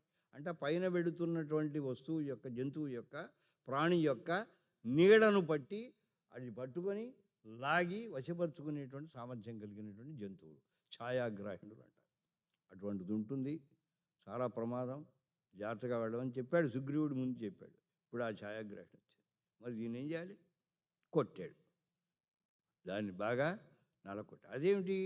సరే ఆవిడ నోరు తెరిచింది, ఈయన కూడా పెరిగాడు, ఇంకా తెరిచింది, ఇంకా పెరిగాడు. ఇలా అయిపోయిన తర్వాత లోపలికి వెళ్ళి దాని లోపల ఉండే దాన్ని ఇలా చించి పేగులను చీల్చి సంహరణం చేసేట. ఇది ఈ రకంగా అయిపోయిన తర్వాత ఏవముక్తాతు సహా దేవి దేవతై రఫిర సముద్ర మధ్యే సురసా బిభృతి అయిపోయిన తర్వాత ఏవముక్త సురసయా ప్రాంజలి రామో దాశరథిర. ఇక్కడ చమత్కారం ఏంటంటే వాళ్ళు వచ్చిన దగ్గర నుంచి ఈయన పెద్ద కార్యక్రమం ఆరంభిస్తాడు. దశరథుడైన మహారాజు గారు ఉండేవారు, ఆయన నలుగురు ఉండేవాడు, అందులో పెద్ద ఆయన శ్రీరామచంద్రుడు. ఈ కథ అంతా చెబుతాడు.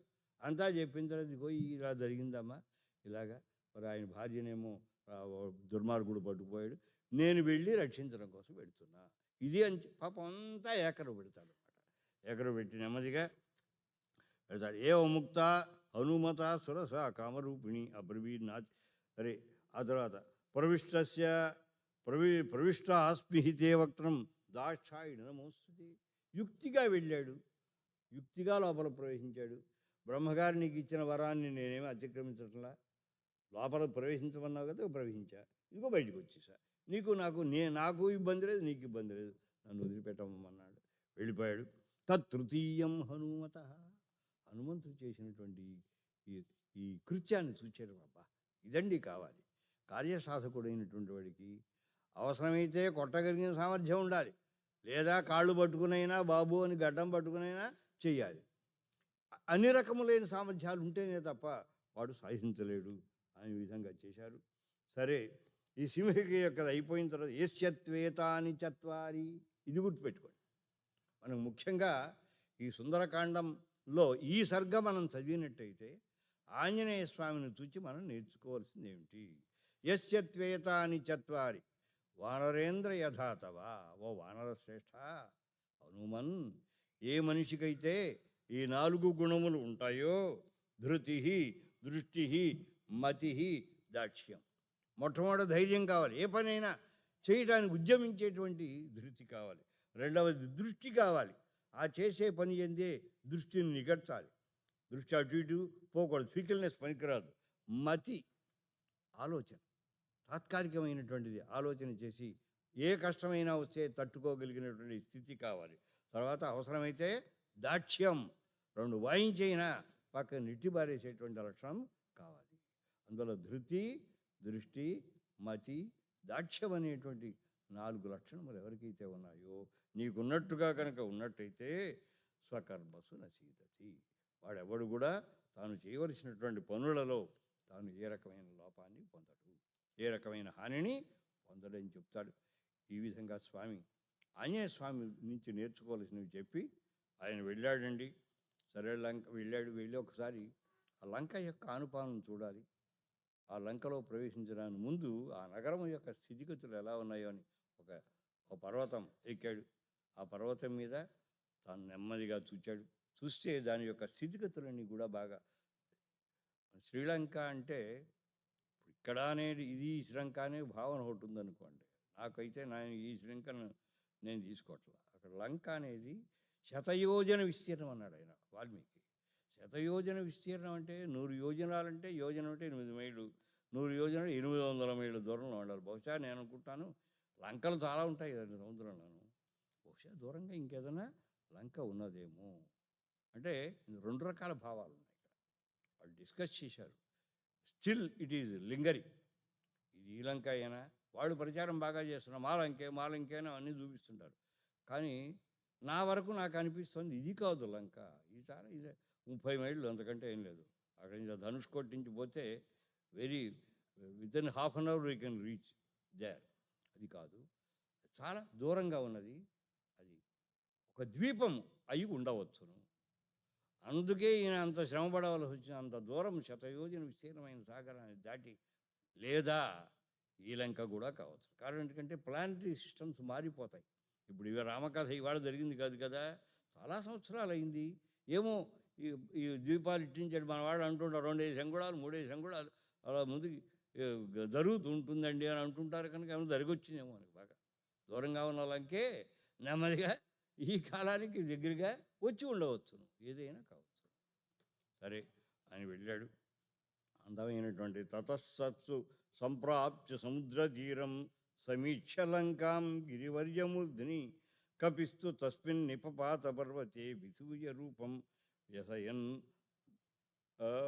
మృగద్విజా విధూయ రూపం వ్యసయన్ అండి మృగద్విజాన్ మృగములను పక్షులను వాటిని కొంచెం అలా తోలుతూ తన యొక్క రూపాన్ని కొంచెం ఉపసంహరణం చేసుకొని మార్చుకొని అక్కడికి వచ్చారు. ససాగరం దానవ పన్నగాయుతం బలేన విక్రమ్య మహోర్మిబాలినం నిపత్య తీరే చ మహోదధేస్తదా దదర్శ లంకాం అమరావతిమివ. ఒక్క మాటలో చెప్పాడు. లంక సామాన్యం కాదు, అది అమరావతిలా ఉంటుంది, దేవేంద్రుని యొక్క నగరంలాగా ఉంటుంది, చాలా అందమైనటువంటిది అని దాన్ని వర్ణించారు. సరే అక్కడి నుంచి లోపల ప్రవేశించేశాడు. వెళ్ళిన తర్వాత సీతాన్వేషణానికి ప్రయత్నం చేశాడు, చాలా చేశాడు. ఇక్కడ మనం ఇందులో గుర్తించవలసిన ఒక విషయం ఏంటంటే always we must be optimistic. ఎప్పుడు కూడా జీవితంలో పెసిమిజం ఈజ్ టోటల్లీ అది యాక్సెప్ట్ చేయకూడదు. ఇది మనకి చెప్పేది అది. మరణే బహవో దోషా. సీతను వెతకడం అక్కడికి వెళ్ళాడు, ఇక్కడికి వెళ్ళాడు, అక్కడికి వెళ్ళాడు, కనపడలేదు. ఏం చేద్దాం, మనకి చేతుల్లో ఉంది ఒకటే కార్యక్రమం, నెమ్మదిగా ఉరేసుకుందాం, లేకపోతే నీళ్ళలో దూకుదాం, కొండ మించి పడిపోదాం. ఉన్నాయట అక్కడ శాస్త్ర భృగు పతనము, సముద్రంలో ప్రవేశించడము, లేకపోతే ఈ చేసుకోవడం, వేళ్లాడి ఇటువంటివి 5-6 రకాలు శాస్త్రం అంగీకరించిన ఆత్మహరణ ప్రక్రియలు ఉన్నాయి. ఇందులో ఏ పద్ధతి చేద్దాం? నేను అప్పుడు నిప్పులో దూకుదామా, ఏమైనా కట్టుకుని వేలాడి తీసుకుని పడదామా, పైన దూకుదామా? ఆ పాప అనుకున్నాడు. అనుకుని చీ పనికి మాలినవాడు, తెలివి తక్కువవాడు ఈ పని చేస్తాడు. మరణే బహవో దోషా. ఇవాళ కార్యం సాధించలేకపోవని వస్తే రేపొద్దున కార్యం సాధించే యోగ్యత మనకు కలిగిందనుకోండి, ఎవడు చేస్తాడు? ప్రాణం పోతే తిరిగి రాదు కదా. అందువల్ల జీవన్ భద్రాణి పశ్యతి. సుందరకాండంలో మనం నేర్చుకోవాల్సిన జీవన్ భద్రాణి పశ్యతి. బ్రతికి ఉండిన సుఖముల బడయవచ్చు మనవాళ్ళు చెప్పారు. నువ్వు బ్రతికుంటే హాయిగా ఇవాళకపోతే ఏది జీవంతం ఆనంద.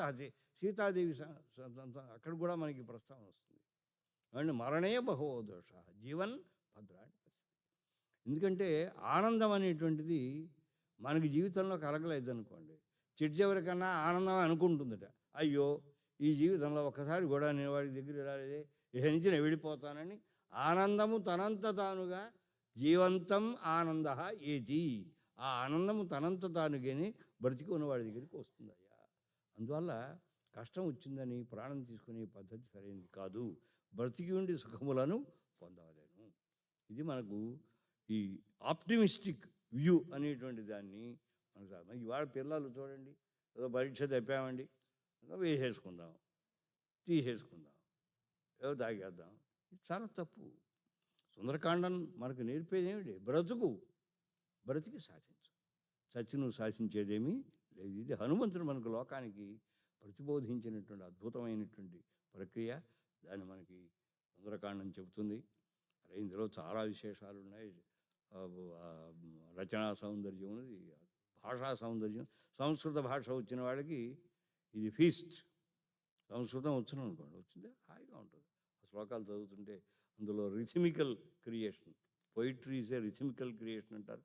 అందులో ఉండే రిథిమ్ చాలా ఛందోబద్ధమైనటువంటి రచన. వర్ణనా సౌందర్యం ఉంటుంది, అక్షర సౌందర్యం ఉంటుంది, ఏమండి వ్యక్తిత్వ సౌందర్యం ఉంటుంది. ఒక్కొక్క క్యారెక్టర్ని ఆ నిరూపించినట్టు ఒక మహాకావ్యంగా దీన్ని తీసుకుంటే కావ్యానికి ఉండవలసిన లక్షణాలన్నీ మనకు ప్రోధి చేసి సుందరకాండంలో ఉన్నది. అందువల్ల రామాయణం అంతా చదువుతారా, పరమం ప్రయోజనం. లేదంటారా, కనీసం సుందరకాండం చదవండి. అర్థం చేసుకుంటారా, చాలా గొప్పది. అర్థం తెలీదు, చదవండి. చదివినా అక్కడ ఉండేటువంటి శబ్దగతమైన సౌందర్యం మీకు చాలా, ఇది మంత్రశక్తి కలిగినది. ఇందులో మంత్రశక్తి ఉంది. మీకు అర్థం తెలియక్కర్లా, భాష రావక్కర్లా. ఒక్కసారి చక్కగా మీకు ఏ లిపి వస్తే ఆ లిపిలో కనుక మీరు చదువుకున్నట్టయితే అది మీకు ఉన్నటువంటి అన్ని ప్రతిబంధములను తీర్చేటువంటి. అందుకే మన వాళ్ళు సార్ సుందరకాండము, విష్ణు సహస్రనామం, ఈ రెండును ఆయన చెబుతారనమాట. అయ్యా మనకు కనిపించే దోషములు కొన్ని, కనిపించని దోషాలు కొన్ని ఉంటాయి. కనిపించే దోషం ఏమైనా ఉంటే డాక్టర్ దగ్గరికి పోతాం, అయ్యా మాకు ఒంట్లో బాగుండలేదు, ట్యాబ్లెట్ ఇవ్వు, ఇంజక్షన్ చేయంటాం, చేయించుకుంటాం. మరి కనిపించని రోగాలు కొన్ని ఉంటాయి, మనకు తెలియదు, ప్రతిబంధములు ఉంటాయి, జన్మాంతర సంస్కార సిద్ధమైన పాపం ఉంటుంది. మరి ఎలా పోతుంది అంటే సహస్ర శిరసందేవం నారాయణం అనామయం. ఆ సహస్రనామాన్ని ఒక్కసారి పారాయణం చేయండి, లేదా సుందరకాండం పారాయణం చేయండి. మీరు చేయలేకపోతే ఎవరికైనా 4 డబ్బులు ఇచ్చి దక్షిణ ఇచ్చి, స్వామి మీరు చేయండి, ఆ ఫలం మాకు పోయండి అని అంటే వారు చేసి మనకు ఫలాన్ని ఇస్తారు. ఆ విధంగా దీన్ని సద్వినియోగించి మహానుభావులు ఆనాడు వాల్మీకి లాంటి మహానుభావులు ఇచ్చారు. వాటిని వినియోగించుకోవడమే మనం చేయాలి. ఇవాళ మనం సుందరకాండాలు మనం రాయక్కర్లా. మనం you need not take any specific effort to create this kind of beauty. మనం దాన్ని అనుభవించితే చాలు, మనకు సరిపోతుంది. అంటే రోగం వచ్చింది, మన మందులు తయారు చేస్తూ కూర్చుంటావా? మార్కెట్లో ఉంటుంది. We spend a little, doctor అని పట్టుకుంటాం, ఆయన రాసి ఇచ్చేస్తాడు, ఇది బయటకెళ్ళి కొనేసుకుంటా వేసేసుకుంటాం. ఇది అటువంటిది మందు. ఈ ఔషధమును మీరు కూడా సేవింతురు కాక. దీనివల్ల మనకు జన్మ జర అనేటువంటి వ్యాధి దూరం అయిపోతుంది. జై Srimannarayana.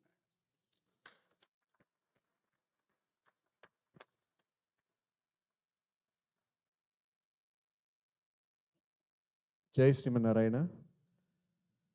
Thank you, Swami, for your wisdom. We are blessed indeed to be in your presence and learning from you. We have in the midst of us a very special couple that we would like to recognize. We have Sri Sudarshan ji and Sita ji.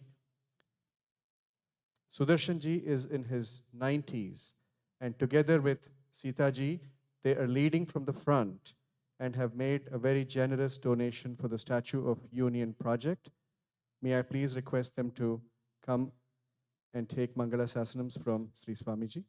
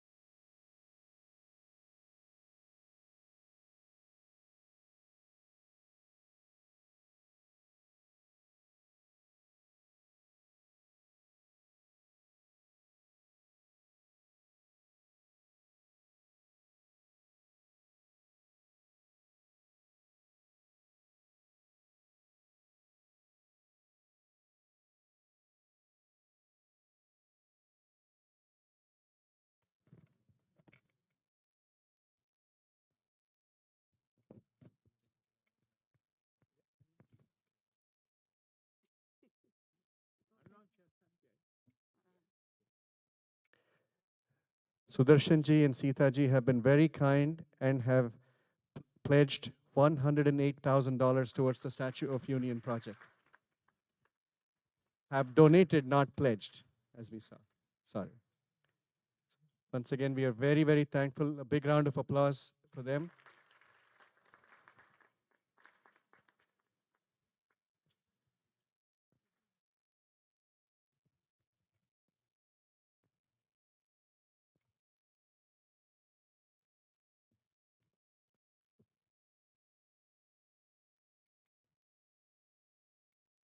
Jai Srimanarayana. Today is the day of recognitions.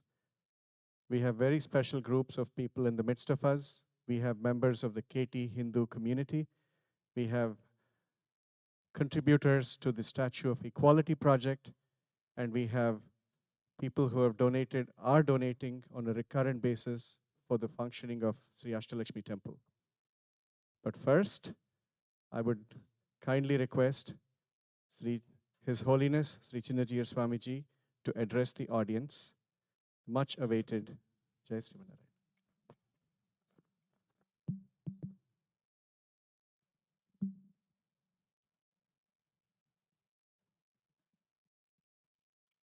जय श्रीमन नारायण प्रिय भगवत बंधु we are very much delighted to see these senior couples, Shriman Sudarshanji and Sitaji. At this age, they came all the way, and then they want to support some good cause and came forward by dedicating 100+ K for the cause of Hanuman, who is going to come here or who is already reaching our Houston to bless not only just us, not only just the community of Houston, but the community of the humans at large, because his arrival and his presence with us and his commitment, as just we heard from our Dr. Ranga Ramanujacharya Swamiji, Dhriti, Drishti, Matihi, Dakshyam, these are the needed things for us today, because the situation all around the world for people who believe in Vedic concepts and who practice the Vedic traditions and customs is now in a very critical situation, and we need Dhriti, we need Drishti, we need Mati, we need Dakshyam, for which we need a kind of courage. And that happens when his presence is there in front of us, when we feel his presence in our hearts. Thus we can pull up our energies and start working with our fellow beings. So his presence is very, very needed. As we were discussing, why Hanuman? Why can't be Garuda? Why Hanuman? Why can't be some other one? No, these are the common questions, right? People will have so many questions. Why only Hanuman? The reason is very straightforward. When man was in trouble, it was Hanuman who bridged the gap. When we are in trouble, we need somebody to guide us, somebody to give us the energy and the strength. It is Hanuman who gave that kind of thing in those days. and it is forever also. Today we know people are not really happy. Some out of greediness, some out of their soft attitude. Commonly, people belonging to the Vedic lineages, like all of you, what people call as the Hindus, they never fight with anybody. They never try to occupy anything. They never wage wars with anybody. They are pretty much contented, very much self made, always supportive to others, and having a kind of tender and good heart. At the same time, wise to work, sincere commitment in delivering anything the tasks they take into hand. I think all these kind of attitudes you know very well because you are in this country or in any part of the world are flourishing today, not because just you are something. It is just because your commitment and your accommodativity and your adjustability with the surroundings. If it is some other one, if they ask to work for some time, they said, why? But if it is you, no problem, sir. Okay. I be here for 1 more hour and work. You never resist for anything that is imposed on you. You somehow try to adjust. At the same time, you try to prove yourself with your energy, with your ability. That's how you are flourishing. Wherever that you see across the world, Indians are always adjustable, accommodative. This is what our great rishis taught us. This is what our great alvars taught us. This is what our acharyas taught us. We are trying to learn it and practice it. But world is not like that. Other people are not tolerating the existence of others. They are trying to divide people. They are trying to suppress others. They are trying to dominate themselves. Many things are happening, and many a time activities are not smooth sail. They are pretty much violence, terrorism, poking others. Many things are happening. And you people from Bharat or from India are following the Vedic tradition, let us say, never stand for any kind of discrimination. You accept everyone. People following the Vedic traditions are always with open arms, inviting people from across the world. Though somebody hurts, but they are always open. We know so many stories from our history. Though they came to occupy and waged war, but when they became helpless, they said, okay, I don't want to hurt. I don't want to wage the war with a person who has no weapons in his hand. Go. This is what, Ramayana taught us. A great demon and very rude, cheater, always deceiving, kidnapped his own wife and caused a lot of pain to her. He heard all these things by Hanuman. That Ravana came in front of him. That was the third day of the war. Rama entered Lanka. War was going on. Ravana came out of his palace only on the third day, not on the first day. And war started. Rama was standing on the ground. Ravana was on the chariot. The war was pretty serious.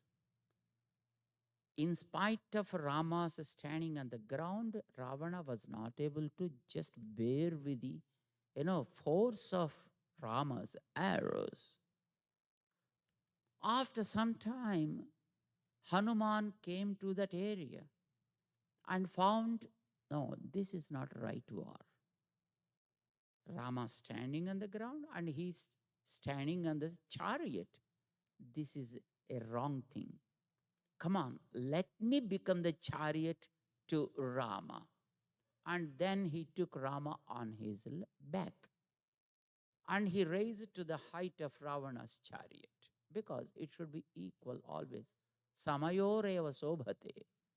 So Rama also should be equal, at least in the status. Then only he can start fighting with Rama. So I do the job. Then he took him on his back and he raised to the height of the chariot and said, now you start fighting.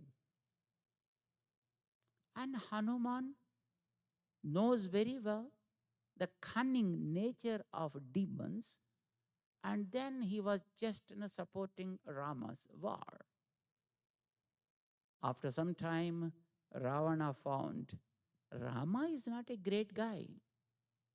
Seems this one, Hanuman, is the one who is playing the mischievous game just by making Rama here and there, so that Rama's arrows only hit me. My arrows will never hit Rama. He's the one who is saving. Let me first of all hurt this guy. And then he started shooting arrows towards Hanuman. Rama initially did not observe that situation, but suddenly once just he saw Hanuman and it was just bleeding all through the body of Hanuman. When Ravana was throwing arrows against him and hitting, Rama did not feel sad. He did not feel painful. But when he saw Hanuman, who came for him and who helped him a lot, who saved his life, who saved Sita's life by giving the message, and such one is hurt now because of his arrows. And he was just, shredded all through his body, just bleeding. Rama was not able to control his anger then. Though initially it is said, Jita Krodha. The first questions were, Atmavan kaha, Jita Krodha kaha. Who is the one able to control his own anger? But now, Rama was not able to control his anger because his devotee is hurt. And then he said, hey, anger, come on. Krodham aharayat tivram, not normal krodham. I want serious krodham. And then it seems he was Jita Krodha, means having anger under his control, as a mother when a child does something wrong. She poses as if she's angry and then says, hey, why did you do that? It's not right. No. The child, went to neighbor's house and there he saw something interesting and picked it up and came back home and gave it to his mom. Mom, it was interesting. If mom says, my God, at this age, how much concern you have towards me? what happens? We know what happens. He grows like that. But then what mom does is she imposes anger on her, not out of any kind of vengeance. She says, no, give it, take it. Again, put it there back in their home and say sorry to auntie and then come back. Mom says that. And the boy does it. And then he starts crying. Mom scolded me. She sees that, but she never says anything then. But because she made him to do such kind of things, then she goes into her room, closes the door, there she cries. Because he's out of, because he got so upset because mom did something against his will. And he says, no, I don't eat any food. And then he stops food and just goes. Then mother goes into her room, closes the door, there she cries for making him unhappy, but takes care for the next time. What she did? She invited anger, imposed on her as if we wear a dress, and then showed it towards the son so that she can set him to right. It is for his good she did it. This is what Rama did then. He invited very severe anger imposed on him. Krodham aharayat tivram kopasya vaseme yivan. And then he said, yes, now I show what Rama is. And then started shooting arrows, one after the other. First, he just killed the charioteer, horses, chariot was broken to pieces, and his flag was fallen down, and his crown gone, and his bow broken to pieces. Only in the middle piece was there in his hand, but otherwise the top is gone, bottom is gone, everything is gone. And just Ravana was standing helpless. But still Rama was shooting arrows because he was still holding something as if it saves him. Then Rama was shooting arrows. And Ravana thought for a moment, what is this? I lost everything. I'm standing just helpless. Why still Rama is shooting arrows against me? Seems Rama does always a dharma yuddha, a righteous war. But now, when I'm not having any weapons, why is shooting against me? And then after a moment, then he saw something he's still holding in his hand. This is not really protecting. This is not actually sufficient to protect him. But still he thought that it may save him. And he was just holding the middle piece of the bow. Then Chechala shaken. Chapancha mumocha. That piece also just he threw out. Viraha, though he was very powerful. Then Rama said immediately, Gachanu janami ranarditastvam. He would have shooted another arrow, enough. Because nothing is there with Ravana. Very powerful person, but now became helpless. What to do now? He knows that it is this Ravana who took Sita, who kidnapped Sita, and suffering, he caused so much pain to Sita. Still he was, kept Sita in pain only. But still, he said, Gacha anujanami. I permit you to return to your palace. He didn't kill him because you are tired, probably, because you thought that these are normal people. So you came unprepared. I found it. go home, safe, take rest tonight, arrange some people so that they can do some kind of massage, etc. to you. And tomorrow morning, come back prepared with powerful chariot, strong bows, and very good arrows. Right person to drive the chariot, and nice horses at least to lead you in the war field. Then I show what Rama is. Gacha. This is what our Ramayana taught us. Though he is the worst enemy, but when he is helpless, don't do unrighteous act on him.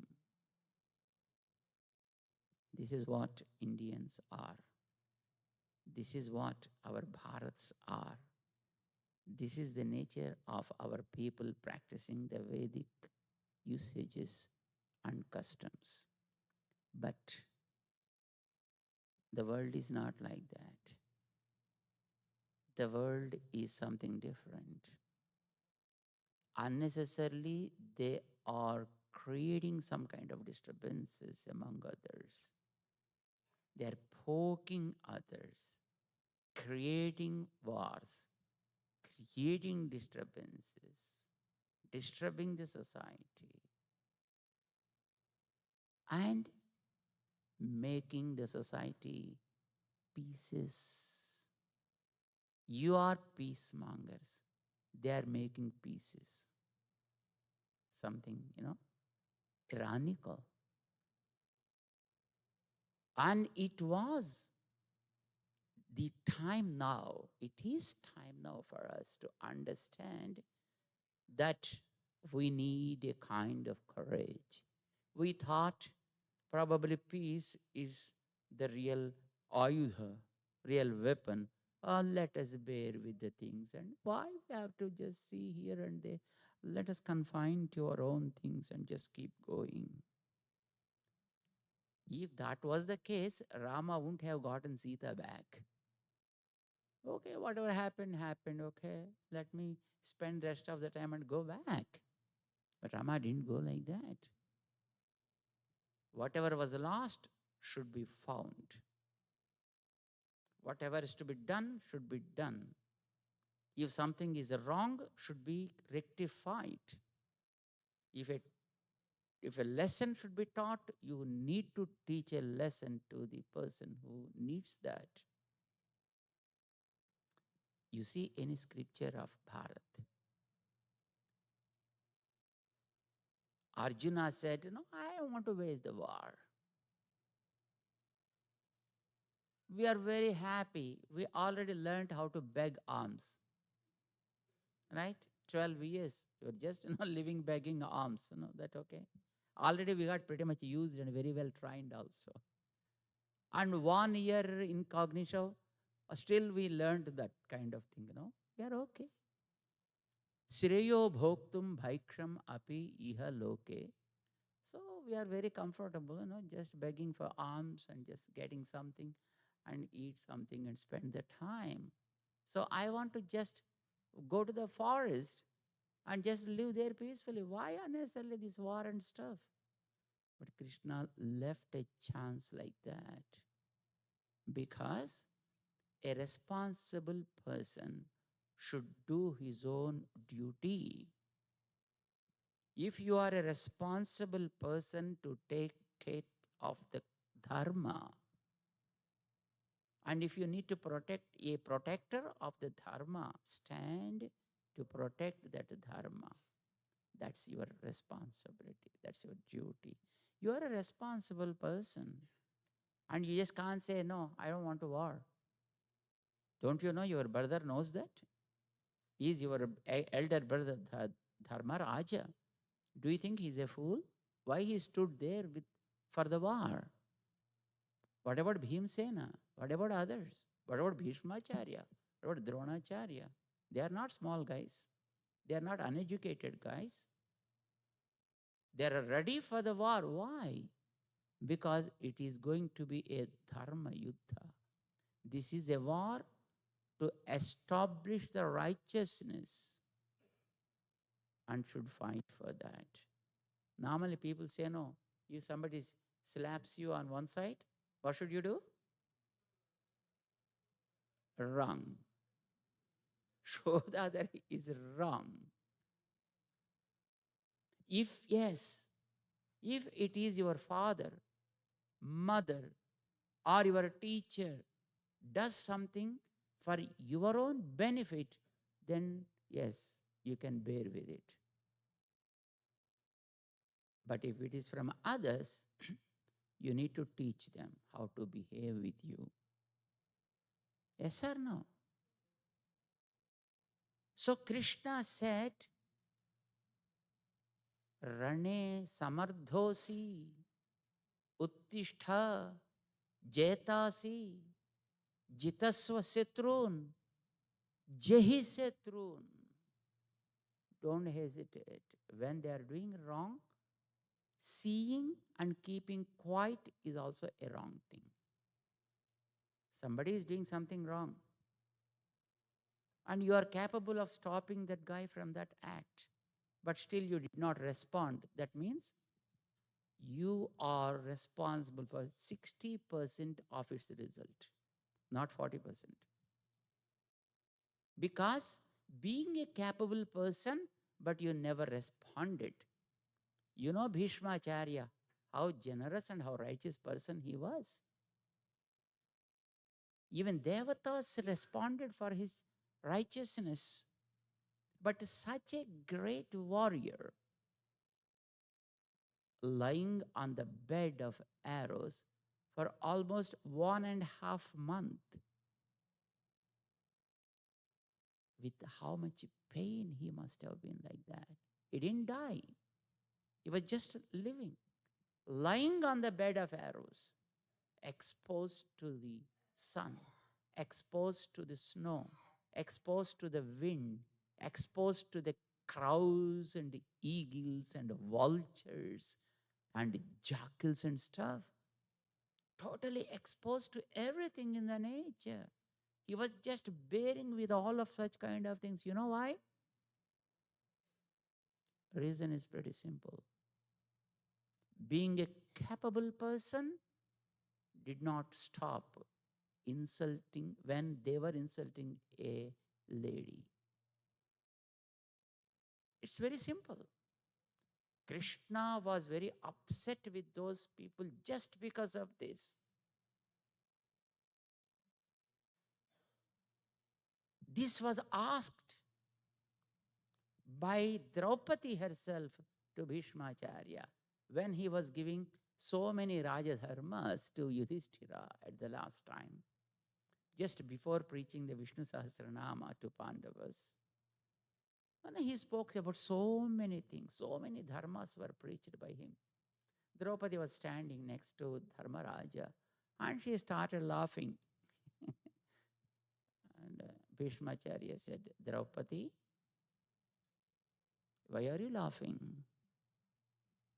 She said, sorry, Tata. When that was happening to me, an insult in the court, what happened to all these dharmas? You are preaching now. And Bhishmacharya said, it is true.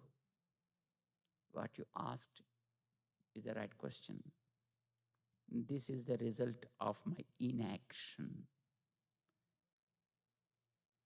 I have Swachhanda Mrityu in my hand. Whenever I want, I can simply leave my body. Such a kind of boon is there with me. Still, I didn't leave the body because this body grew up with their salt, with the salt from the Kauravas. So, I'm sitting in the chair. Yes, I would have done two things. One, I would have said, don't do that. Otherwise, I would have just stood and just walked out, as Vidura did. But I didn't do both of them. You know why? The salt I ate never allowed me even to stand from the chair. Just I was sitting and just like a toy, I was just observing everything. Salt, food. You understand how powerful the food is, how it impacts us. So that food I ate from them made me sit like that. There are two types of dharmas. One is called Samanya Dharma and the other is Vishesha Dharma. Samanya Dharma is, just abiding to the rules and regulations. But Vishesha Dharma is something you can cross the line and still do something good. Yes, that is called Vishesha Dharma. Lakshmana said, I never recognized Dasharatha as my father. Rama said something, yes, you tell him. But you communicate to Dasharatha that I never recognized him as my father. Ahamtavan Maharaje Pitrutvam Nopalakshaye. This is what Lakshmana said. Oh, in those days. If it is in 2023, it is okay. But it is in Treta Yuga. And Lakshmana said to Sumantra to take this message to Dasharatha, is it okay? It's okay. Otherwise, it wouldn't have happened. But that's called Vishesha Dharma. That's not odd. There's exceptional clauses. What is that exception? That is where you have to go into Ramayana and you need to understand that. That's not my point now here. But Bhishmacharya would have adopted that Vishesha Dharma to stop insulting Draupadi, not as the wife of Pandavas, but as a devotee of Lord Krishna. When you look at her as wife of Pandavas, yeah, because they sold her out. So now they have no hold and he need not say anything. But she got another kind of relationship. That is, she surrendered to Lord Krishna. She is a staunch devotee of Lord Krishna. So if a bhakta is suffering, I think to save that bhakta, you can do anything. Bhishmacharya was not able to do that. He said, because of the salt I ate, made me incapable of doing that kind of thing. And the result is, see, since 1.5 months, uncared, lying in the war field, amidst all the dead bodies, amidst the flow of blood, pieces of meat, vultures, and other animals lying here, uncared.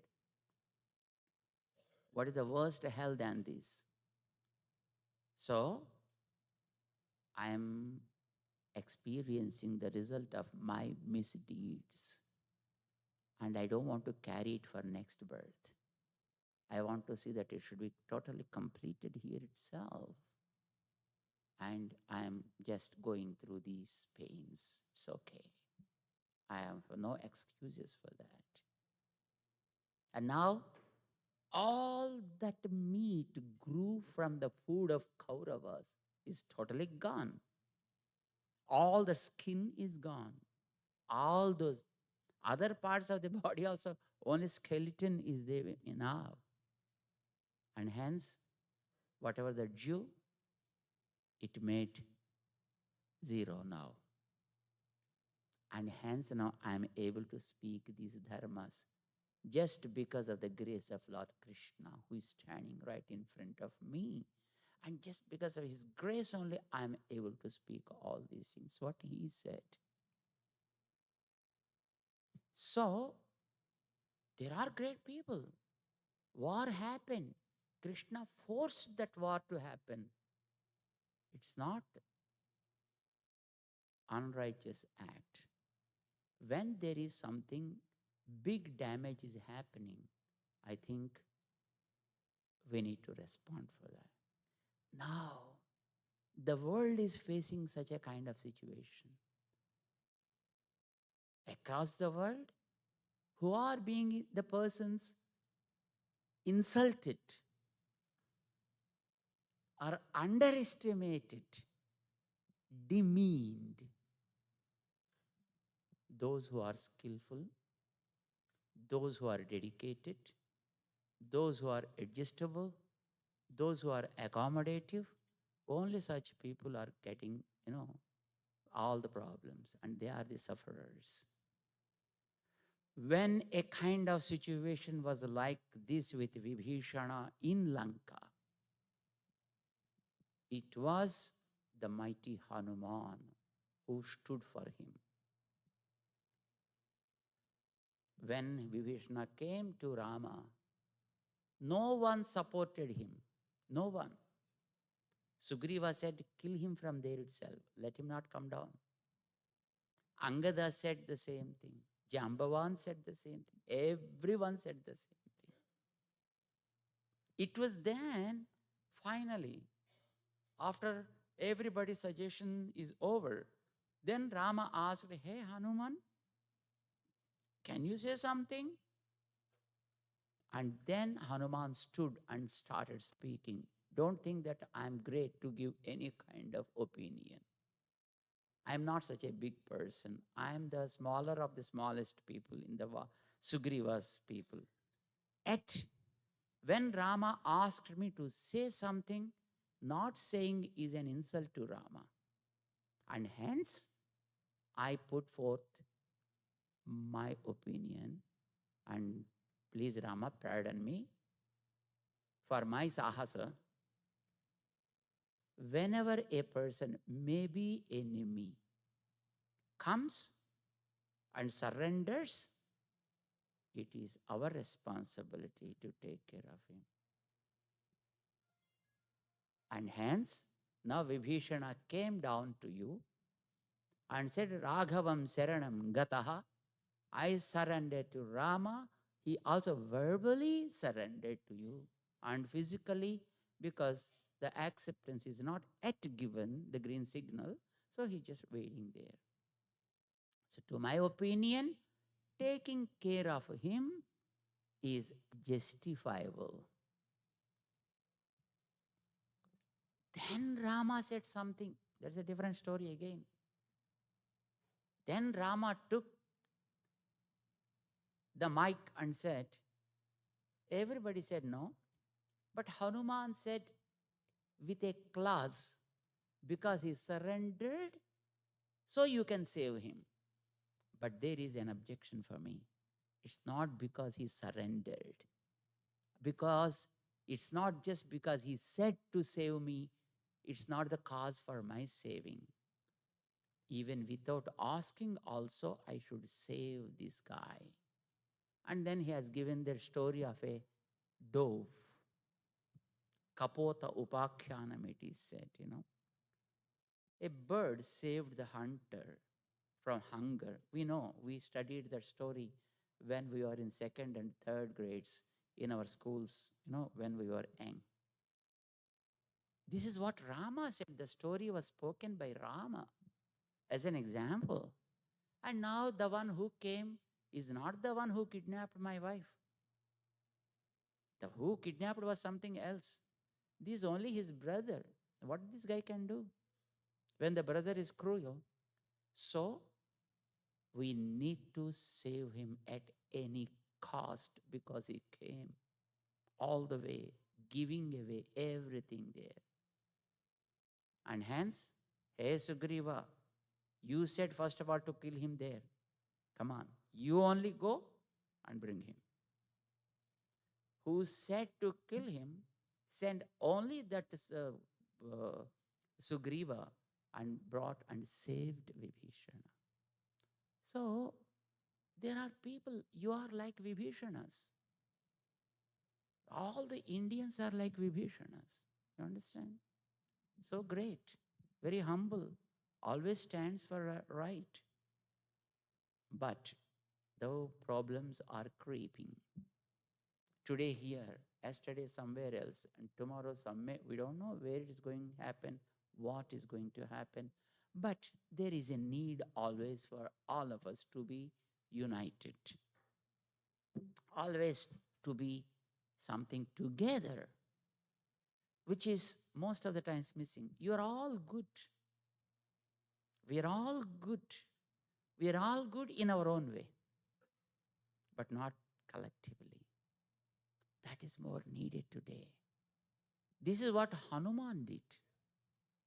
He brought Vanaras and humans together. He brought Rakshasas and humans and animals together. Whoever is the problem maker, and they were eliminated. He brought Vanaras and Naras together, and there was a culprit like Vali, and then he made Rama to eliminate him. Ravana was eliminated.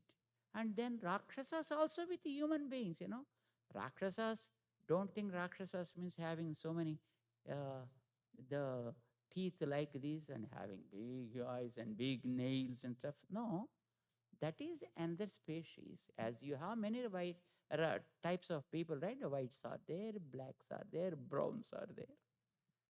Variety of people, right? Rakshasas also were there. But those who are standing for good should be always together. Sometimes you may be very busy, but make it a point. For the sake of society, you should come forward. And you should be with others. You should be as a team player. Don't become a solo player. We were told, we don't see much, but we were told before, that too not now. Cricket team is there, no, Indian cricket team. Every player is a wonderful player individually. But as a team, they lose the game. Still, no, at least there is a little improvement. We need to get that improvement. That's what I say. We are all great, very good-hearted, very soft by nature, very generous. But a collective effort must be done now for the sake of your coming generations, for the sake of your country, for the sake of the Vedic Dharma at large. You understand? So it is the right time for us to have the one who is able to bridge such gaps in between humans, animals, nature, other creatures. That's what Hanuman did. Nowadays, the world scientists are very much worried, isn't it, about the global warming? Reason? What is the reason?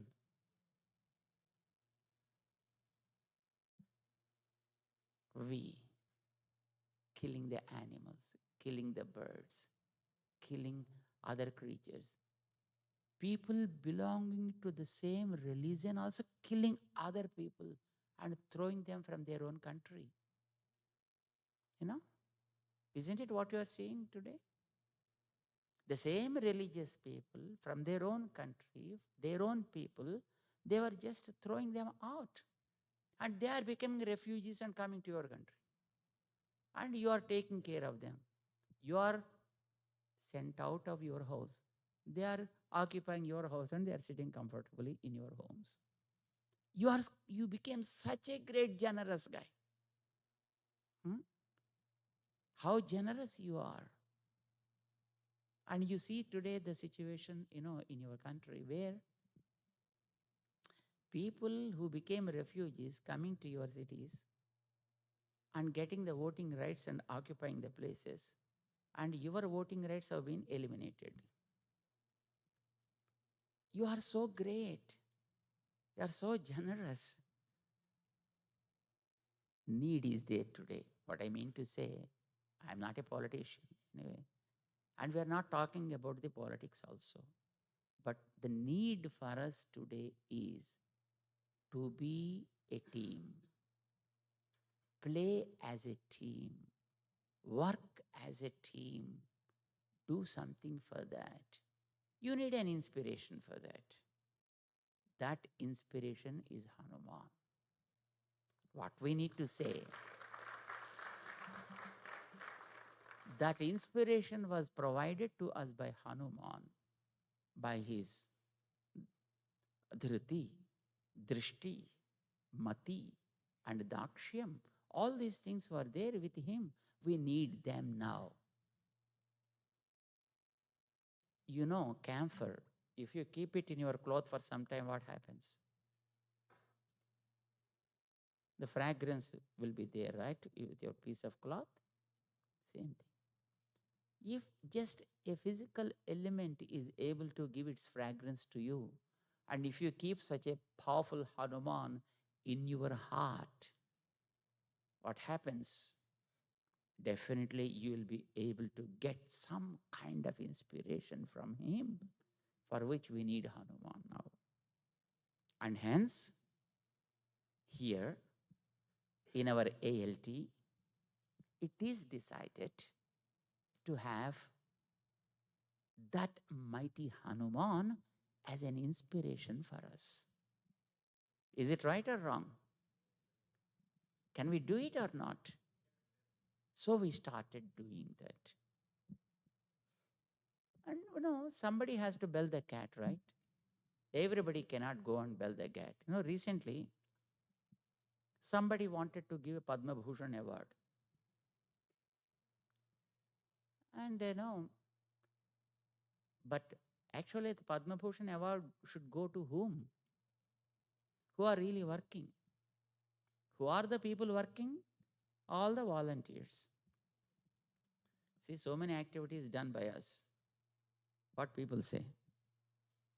You know, educating tribals, educating blind children, educating the masses, and working with health activities, so on and so forth.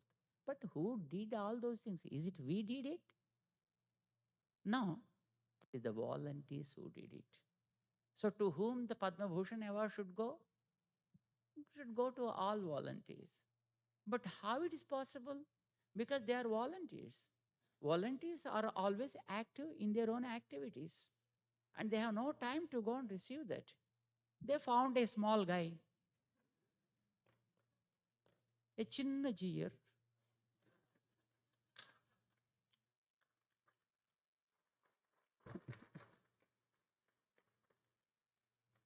And said, hey, go and pick it up. And just we went and pick it up.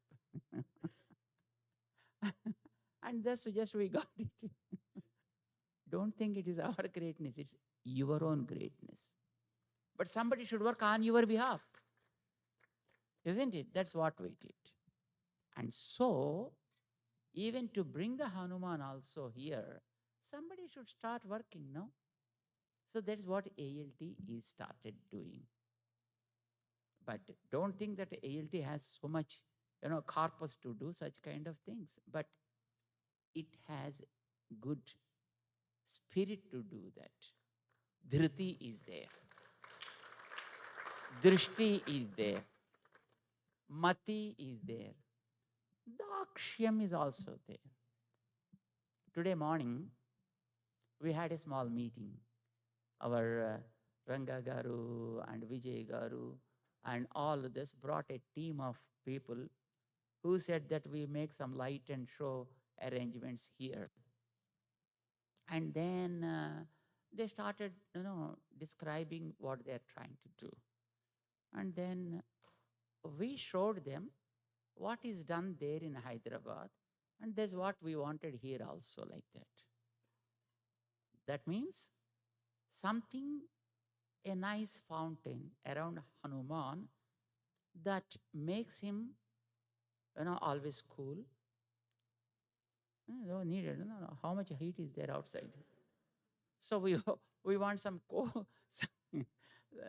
We want him to be always cool, At the same time, we want him to show all his colors when needed.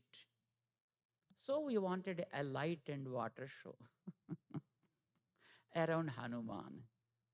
And that is how it is organized in Hyderabad, that we showed to him. And he said, wow, this much, he said. But that's okay. This is how we need to work out. When you make something, see, that becomes a unique stuff, which inspires people, entertains people, educate people, and make them strong. That should be our goal always. Not just, doing something. There are many people who are able to do so many normal things, but when you do, and you need to do collectively, and you need to do it in a way so that it is useful in all respects to the people, so that they can take home some good message. And they need to be strong also at the same time, educative. This is what the Hanuman is coming here for.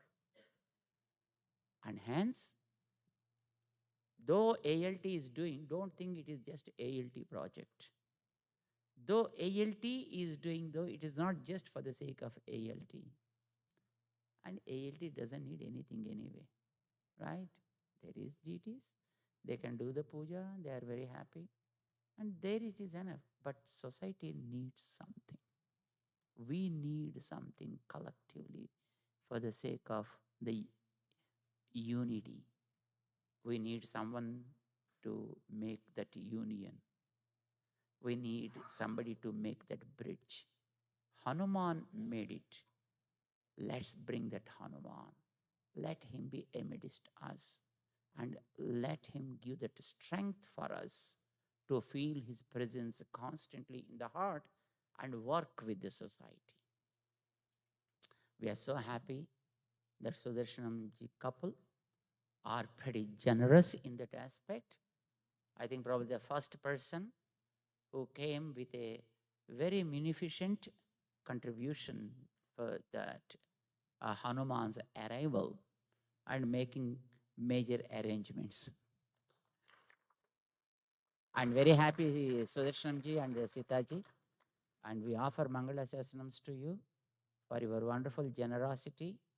And though at this age, you never cared other things and started doing this kind of things, I'm sure this becomes a very, very a great inspiration to all of us, how much we should do then. When you are doing this much, I think we have to do so much. And Mangala Sasanams to you, sir. And we offer all our best wishes. Let the Hanuman bless you with strength and good health, and also peace in your heart, so that the fragrance will be enjoyed by everybody. And dear devotees, we are also offering Mangala Sasanams to all the great team of devotees who came from KT and who are supporting these service activities here, which are being done, even at a very crucial time like COVID pandemic. That's very, very, great effort, isn't it? When there was nobody even to look at.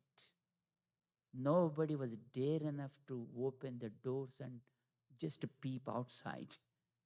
At that situation also, there are great, generous devotees who thought that we need to do something and came forward and did a great service. We offer Mangala Sasanams to all those, the regular devotees, and also to those who already participated in the activities and promoting the service things, like the devotees who came, of course, especially from KT, etc. And also we are offering Mangala Sasanam to would-be donors also. And God bless you all, and Jai Srimanarayana.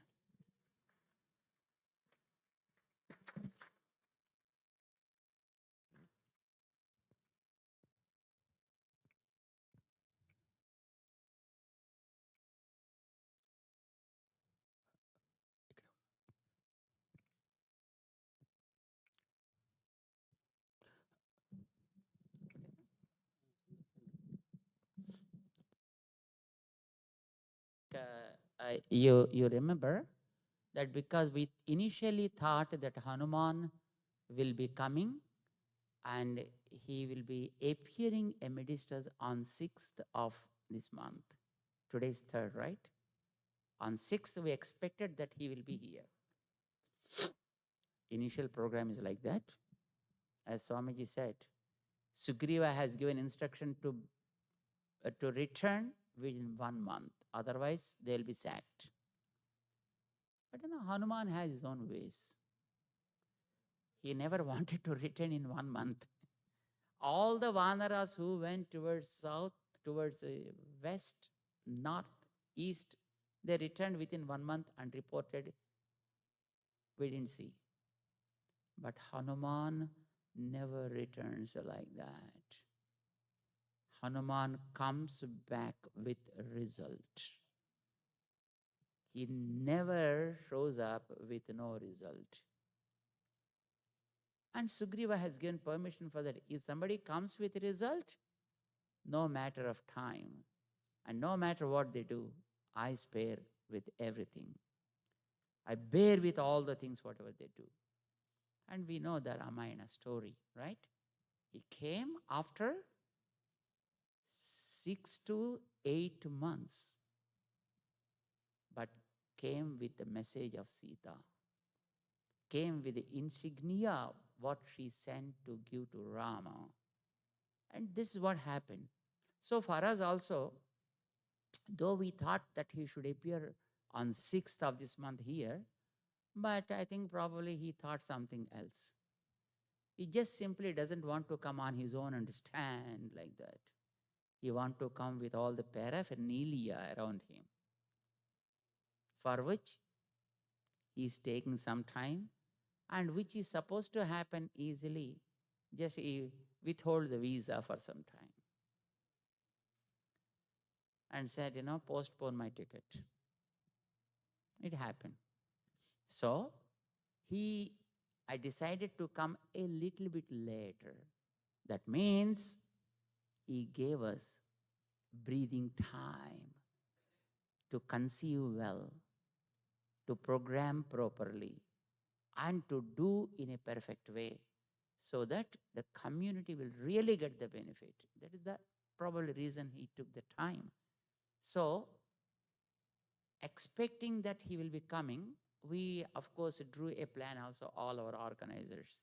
We thought of chanting Sundarakandam all these 5 days, right? Starting from the 1st onwards through 6th. Because it is Sundarakanda takes, just 3 to 4 days to complete. So we thought of doing Sundarakanda for all the 3 days. And our Venkatacharya Swami made a nice Sundarakandam book also in Telugu script. And so we thought it is more, he thought probably it is really working well, a handy pocket size book.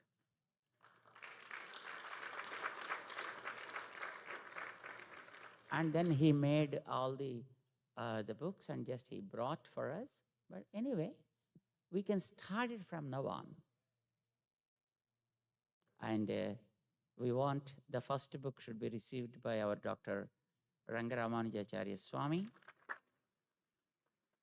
And the second book, I invite Sriman Sudarshanam Garu couple to receive the book.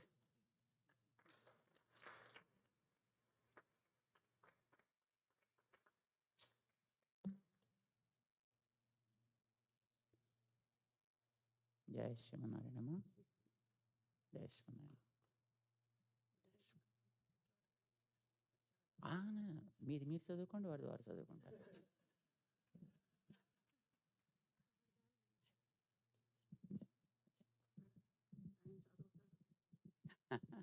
చదువుతారు లేరని మీరే doubt పడతారేమిటి? ఆయన చదువుకుంటాను తీసుకుంటాను ఆయన. అమ్మా జై శ్రీనారాయణమ్మ. And I request Dr. Ranga Ramanujacharya Swami to just offer a blessing to Sriman Venkatacharya ji for making this kind of great effort in preparing the book and bringing that here to us.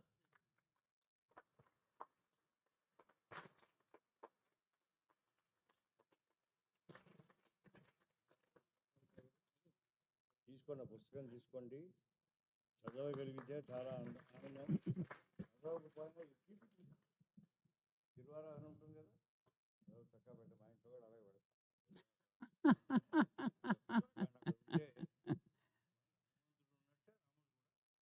That's right. So, we are so happy. I think probably you must be remembering. It is decided yesterday because Hanuman wanted to come just a little after. And of course, the arrangements are being done for him. And a team is coming to see the whole area and plan the things here so that it will be really an educative center when Hanuman appears amidst us. So, and they will be here at any moment. If they are able to come before 6th, we also will be here. But they will be definitely coming before 13th of this month. So if they won't come before 6th, we will be back here when they come here.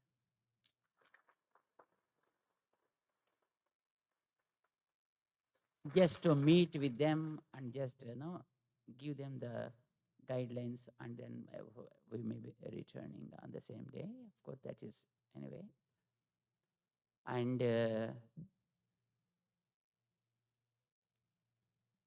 we took a mantra yesterday. Do you remember? We thought of chanting one mantra for Hanuman till he arrives. Let us chant it every day. What is that mantra yesterday we discussed about? Om Sundara Setave Namaha. He is a beautiful setu, a bridge between all. A strong setu. You know the strong setu, which was built in Treta Yuga, still stands very strong. Though the people have taken powerful dredges to break it, but unfortunately, those who attempted on the bridge, by some odd reason, died, and the project was withdrawn to break the bridge.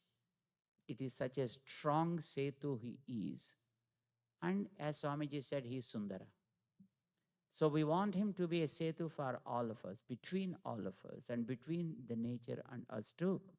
So we took the mantra as Om Sundara Setave Namaha. This is the mantra we chant from today onwards. Let us chant this mantra as many times as we can.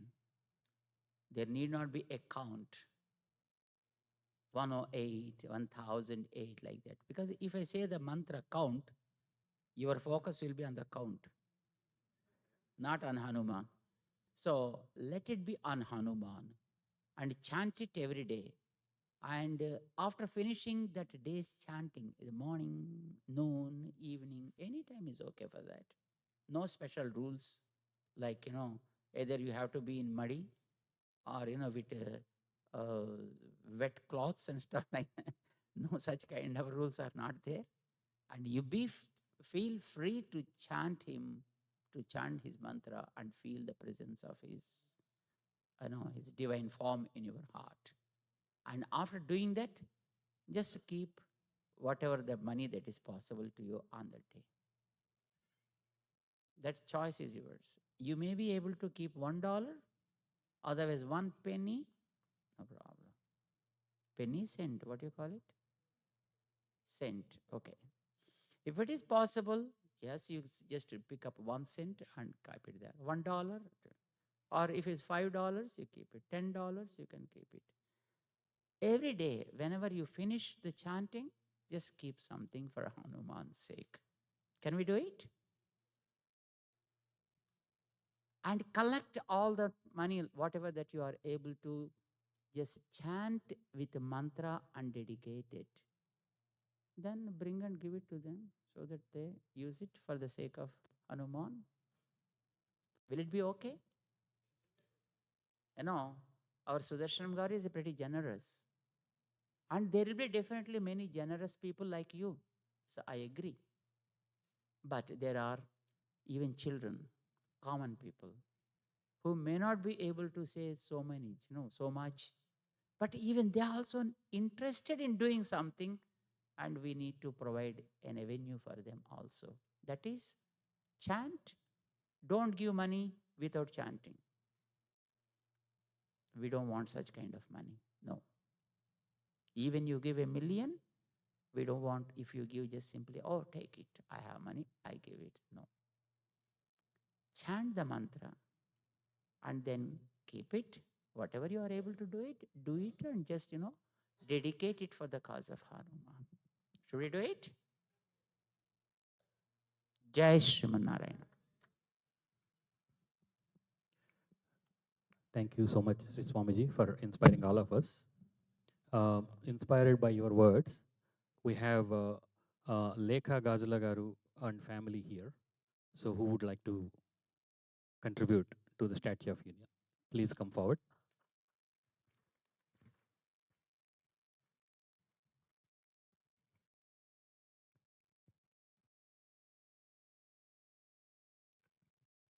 And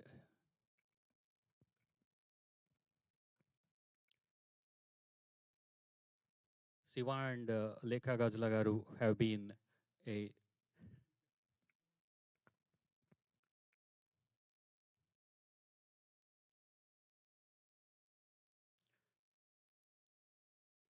they always supported the causes of Ashtakshmi temple. Jai Sriman Narayana.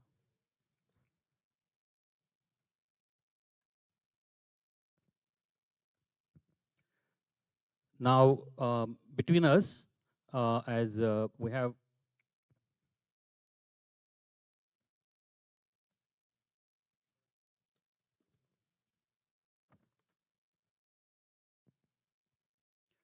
now we request K2 Hindu Community Executive Board, who has been conducting Sri Sita Rama Kalyanam in association with Sri Ashtakshmi Temple for the past 13 years seamlessly.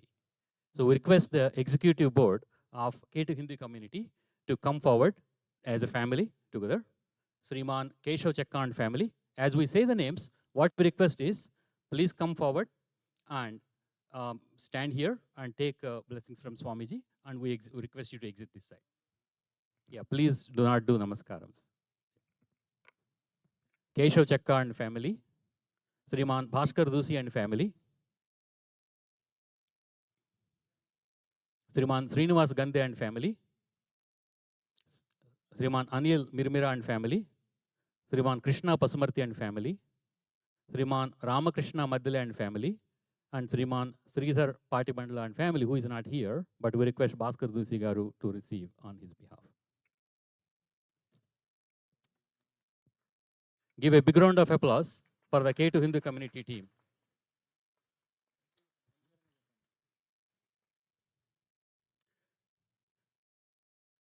So they also contributed part of the proceeds every year from the Kalyanam towards Varija Netra Vidyalaya for the past 12 years. Give a big round of applause for that cause too.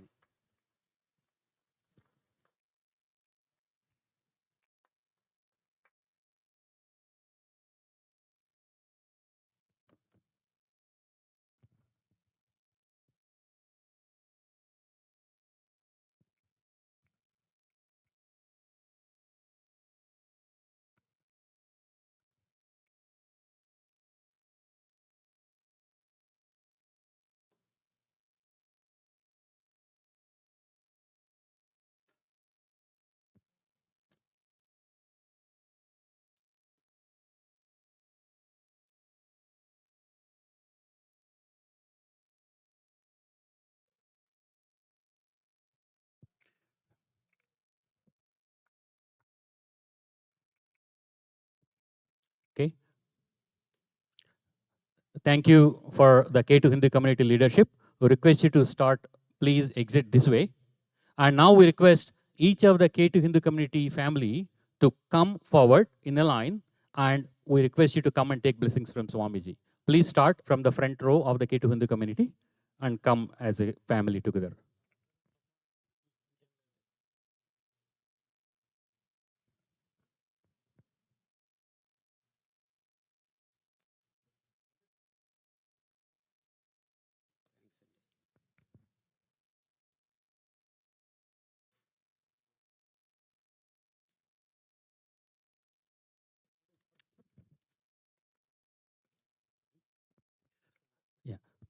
Please do not do Sastang Pranamam there because we have a lot of devotees who are trying to recognize here. Please keep the line moving faster. Jai Sriman Narayana.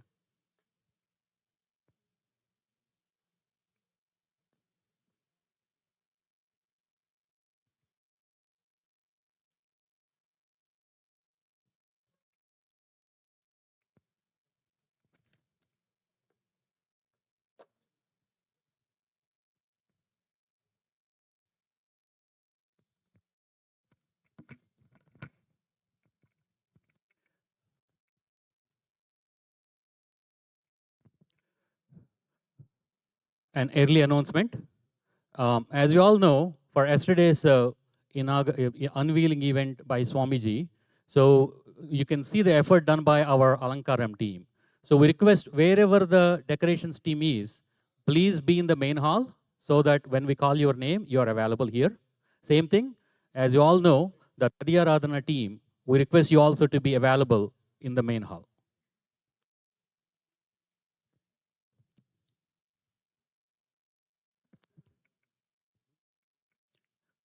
Please.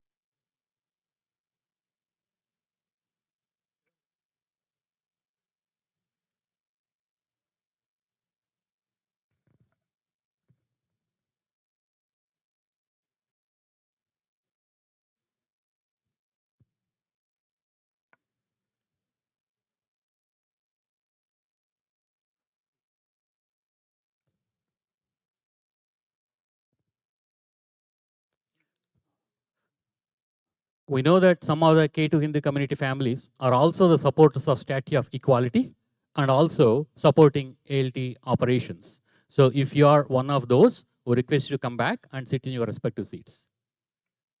And when we call your name again, please come in the orderly fashion and start receiving blessings from Swamiji.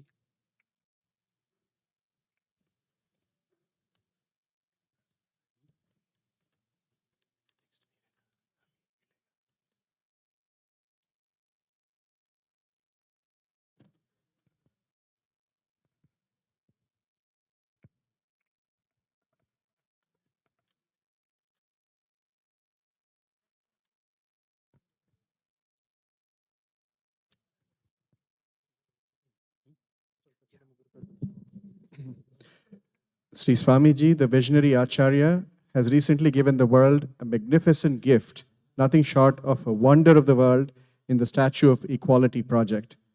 Many among you have been instruments in this endeavor and have been fortunate to be part of making this monumental vision a reality. We would now like to recognize the ones who are present here. Ravi Tamrisa Garu. On behalf of him, we have Raghu Mudumbaiji will be coming to receive. Vijay Srinatham Garu, we request you to come forward and take things from Swamiji. Srinivas and Kumara Garu, please come forward. Now, we'll move forward to the Statue of Equality donors and also for ALT regular temple operation supporters. So as you say your name, please start forming in the line and get your blessings from Swamiji. Srimati Alivelu Kandalam and family. Anand Mantrala. Ananta Krishna Bukkapatnam Tirumala. Anita Devireddy. Aparna Devulapalli. Bangar Reddy Aluri. Bharat Puchakayala. Bharat Rajappa.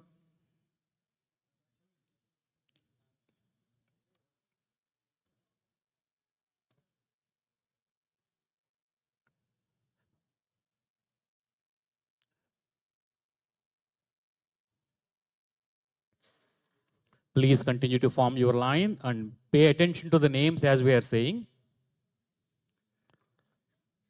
Shailaja Rao Tanniru.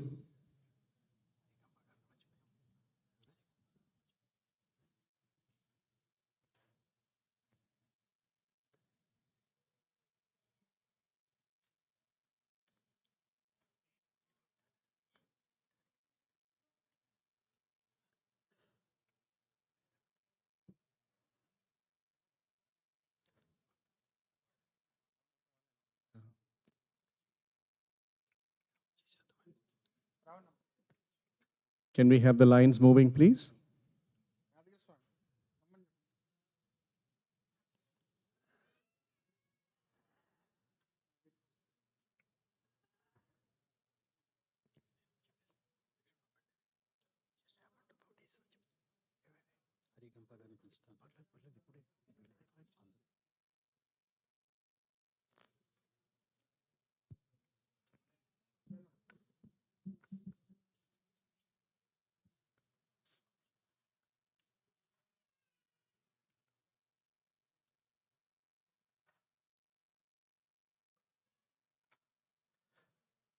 Prasanna Vaishnava,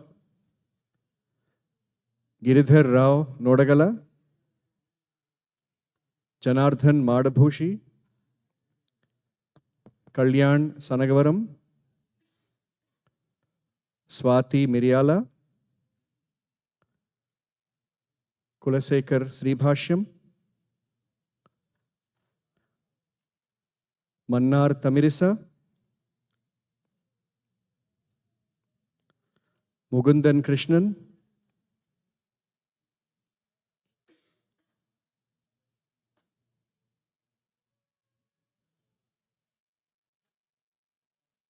Nagalakshmi Paladagu, Keep moving, please. No pictures there. Please keep moving. Don't break the line. Fanindra Kondapi,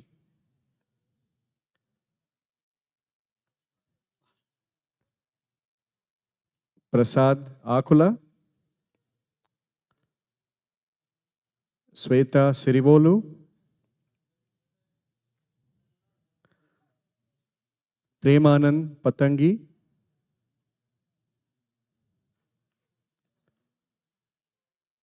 Purnachandra Kurre,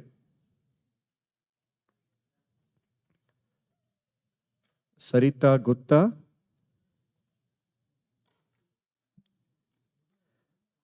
Veda Vakulabharanam,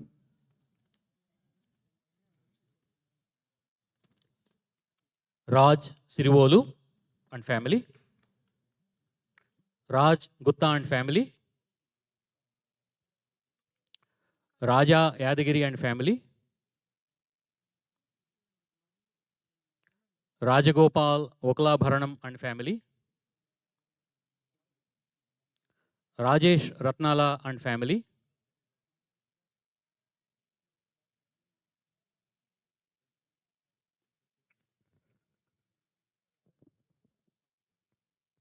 Please come forward.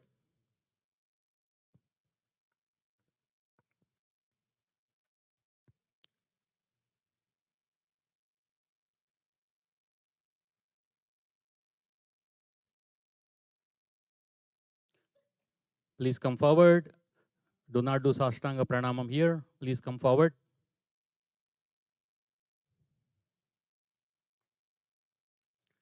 Please come forward.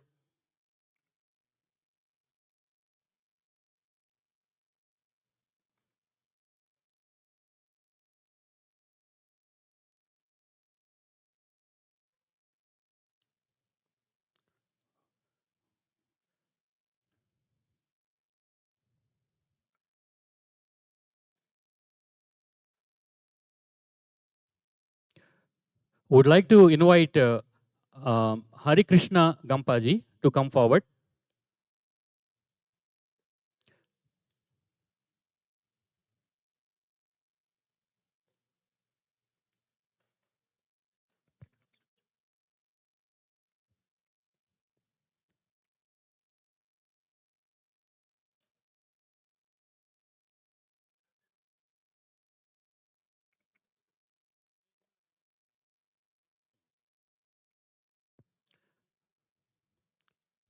Ramachandar Tokala and family.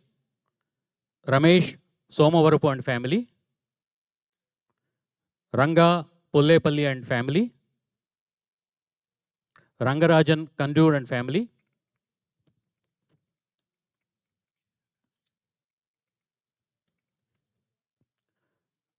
Aparna Tamarisa and family.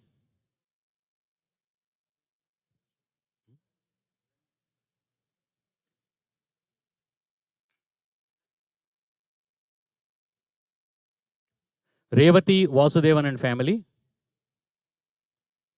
Sai Grandhi and family, Sandeep Chowti and family, Satish Kondapalli and family,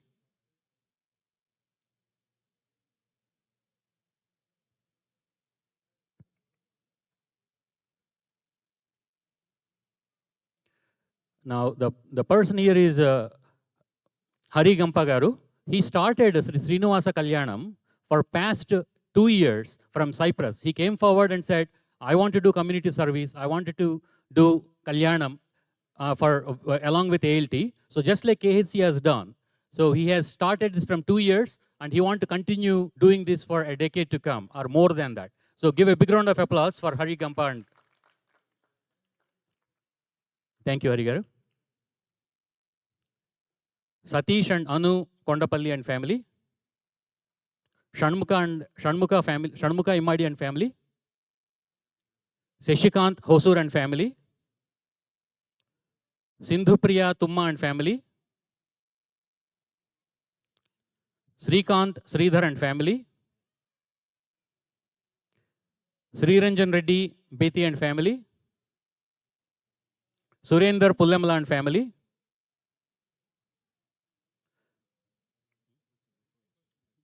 Varshini Vokalabharanam, a youth that contributed also as well.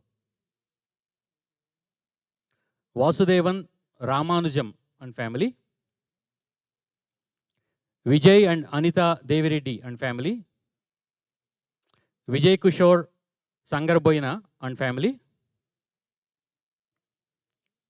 Ram Parepalli and family. Madhu Kilambi and family. And Harigopal Yadagiri and family.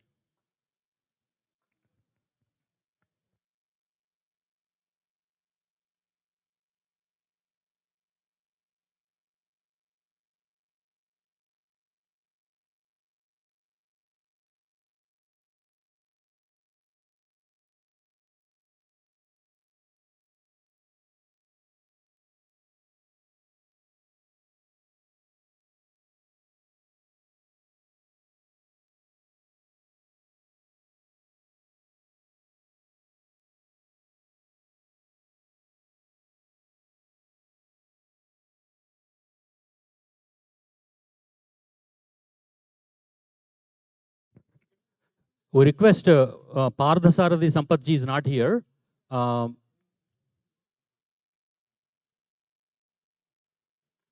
We request Revati Vasudevanji to come forward and take blessings on Pardhasarathi Sampatji for his well-being.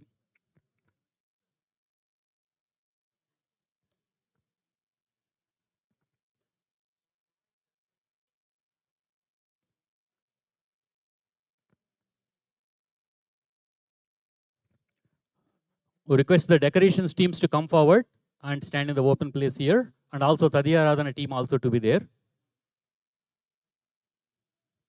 We request Surendra Kotta and family to join the line, please. Surendra Kotta and family.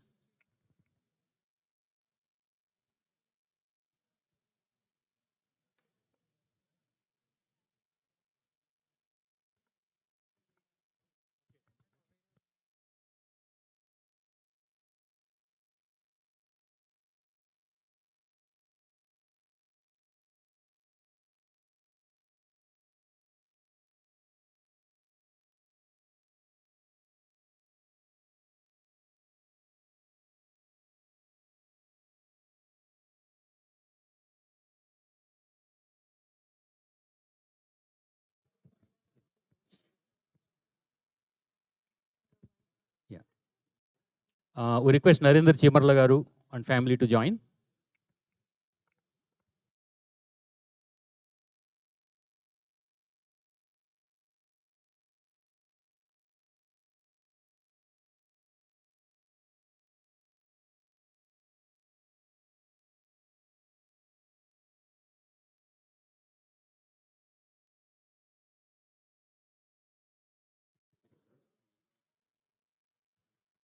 Bhaskar Dosi and family.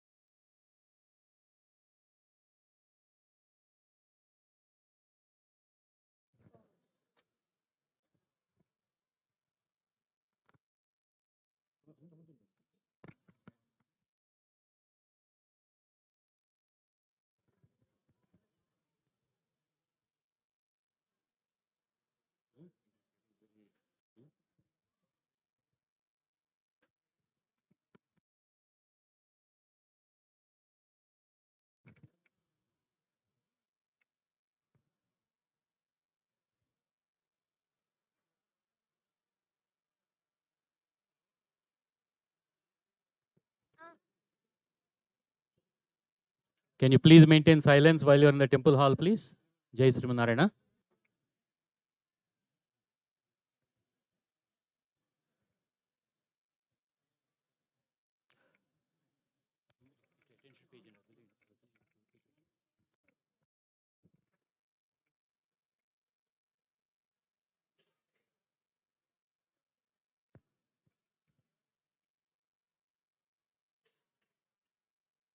Now, we request the decorations team led by, we request the decorations teams to come forward. Give a big round of applause for Shailja Tanniru Garu, Padmaja Garu, and Vandanaji and the team. So please come forward and take blessings from Swamiji. It's a big team and they have done a fantastic job of all the Alankarams, not only here and also the Kutiram. Shailja Tanniru Garu, Prasanna Vaishnava, Vijaya Bhattar family, Deepa Hosur, Sobha Gadirazu, Alivelu Kandala, Swati Miryala, Veena Singam Setti, Radha Bharat,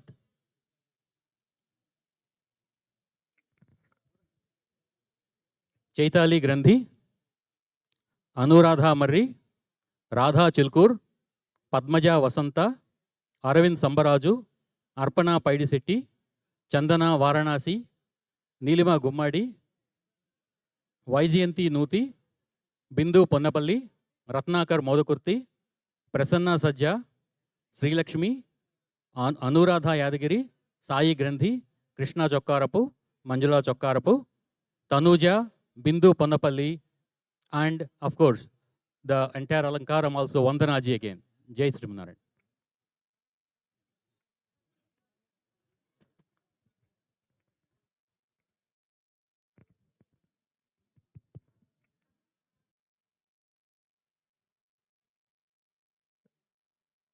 And finally, the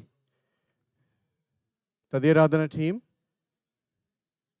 Surendra Kotta, Harigopal Yadagiri, Alivelu Kandalam, Sailaja Tanniru, Padmaja, Mukundan Krishnan, Vijay Kishore Sangaraboina, Lokeshwar Meda, Ranga Polepalli, Vijaya Bhattar, Deepa, Radha Bharat, Lavanya Mukundan, Veena Singam Setti, Vaishali Nitturi, Kumari Koneru, Saroja Bellamkonda, Radha Tamirisa, Lavanya Bandi, Mahesh Bandi, and Rajesh Arora.